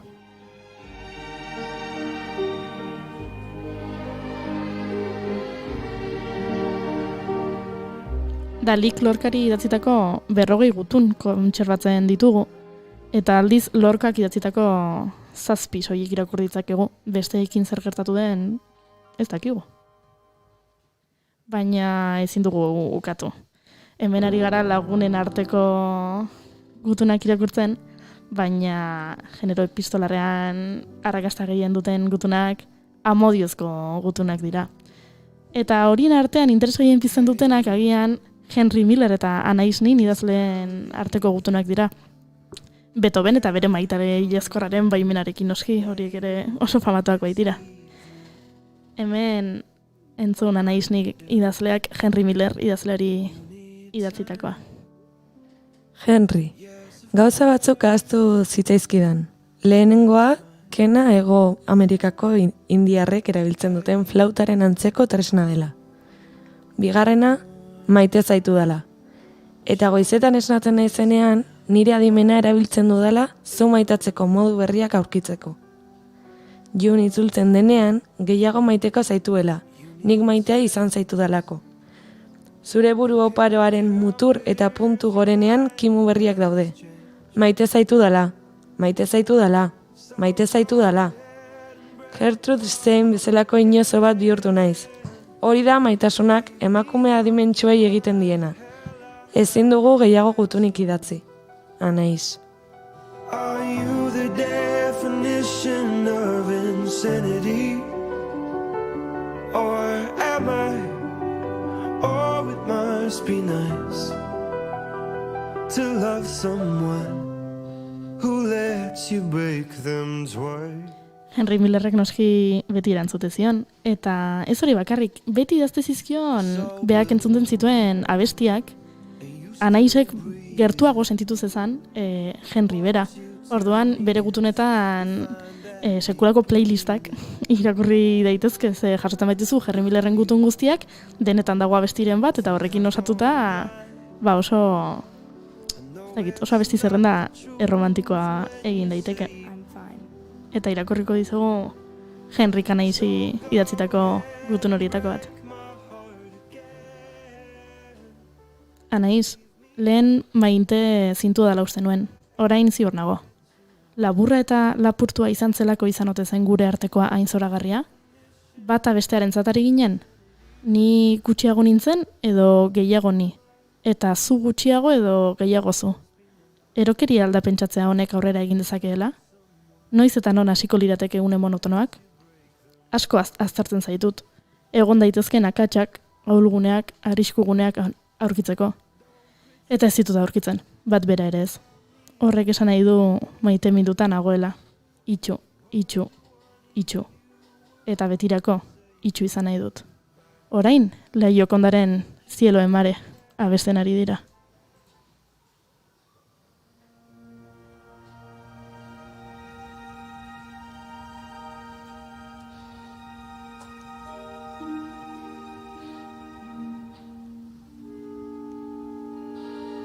Eta guk erantzuko dugu.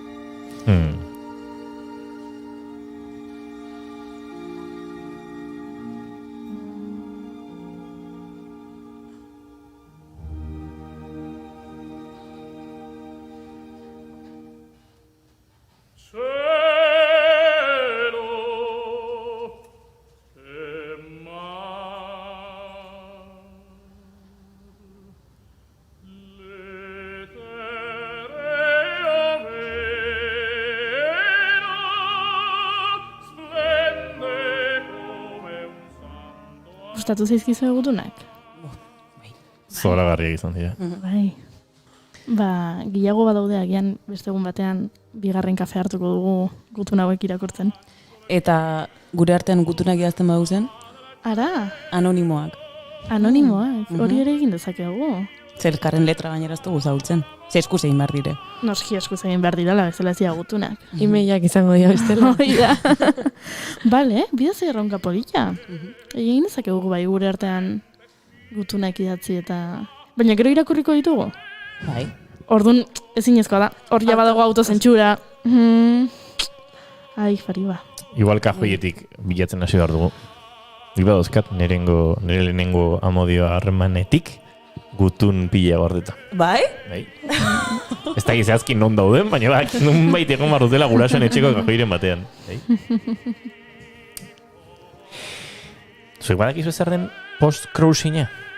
Post-cruising? Bai. Ez. Xori beltzak idatzi dugu, inigo post-cruising egin beharko zenuke. Zagutzen duzu? Eta saiatu nahiz idazten plataformatik ezetz, baina konta dizagun, baina ez lortzen streamingeko timelinean erantzutea, ez dit idazten.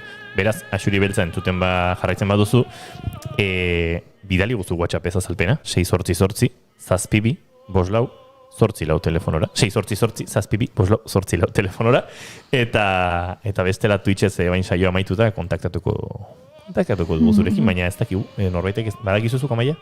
Ez zare. Tarjeta eta postalak bialtzeko eratu dan web horri bat. Dala dirudi. Ai ba. Wow. Postalak digitalki bidaltzen dira? Eskuz idatzita nola da hori? Ba, eta egia gore. Jartzen dituzte, harremanetan ez ezagun batekin postalak bidaltzeko? Investigatuko dugu, ze... Eta kontatuko dizuegu... Akaso gargoan kantu bat osatuko dut honekin. Ara? Ze bona. Ba, esaten ari nintzena, investigatuko dugu eta beste batean kontatuko dizuegu, ze arratsaldeko 6etara goaz, pasazaigu askar gaurko saioa. Amaia, zure lehenengo saioa izan da, zen moduz? Oso gustora. Oso gustora. Zer esango dezuen aurrean, Autozentsura. Jefak bestela gero euskalo. Eske jefa berria, oso gustora benetan. Ze ondo. Ba, eskerrik asko zuei etortzeagatik. Bueno, eskerrak ez dizkizu emango, derrigortuta etorri zate. Bueno. Jefa. Aurrekon lankide bate galdetu ziten, hau goiuri krazia edo goiuritadura izango zen. Eta oraindik ez dut erabaki. Baina, ez, broma zan. Ari, jo. Eskerrik asko. Fariba, hurrengo astelenera arte? Bai. Pila bat gatza guaindik? Bai, buf. Zazpiga bat, 8 egun. Wow. Inigo, zubi harretoreko zea? Ez dut uste. Zer lotxagabea. Amaia zu? Ni bai. Oh, eskerrak. Eta June Romatet dator, eta Aitena Salina dator. Noski. Boa, ze festa daukatu. Akelarre bat montatuko dugu. Bai. Ui. Ez une besterorik. Eta xarma bileraketi datoz. Eta jende asko dator bihar. Bueno. Ba, ez galdu, biharko saioa. Gu, bagoaz. Nero, betan hemen izango gara bihar. Bueno, ni ez, beste. Ondoloin. Gabon. Agur.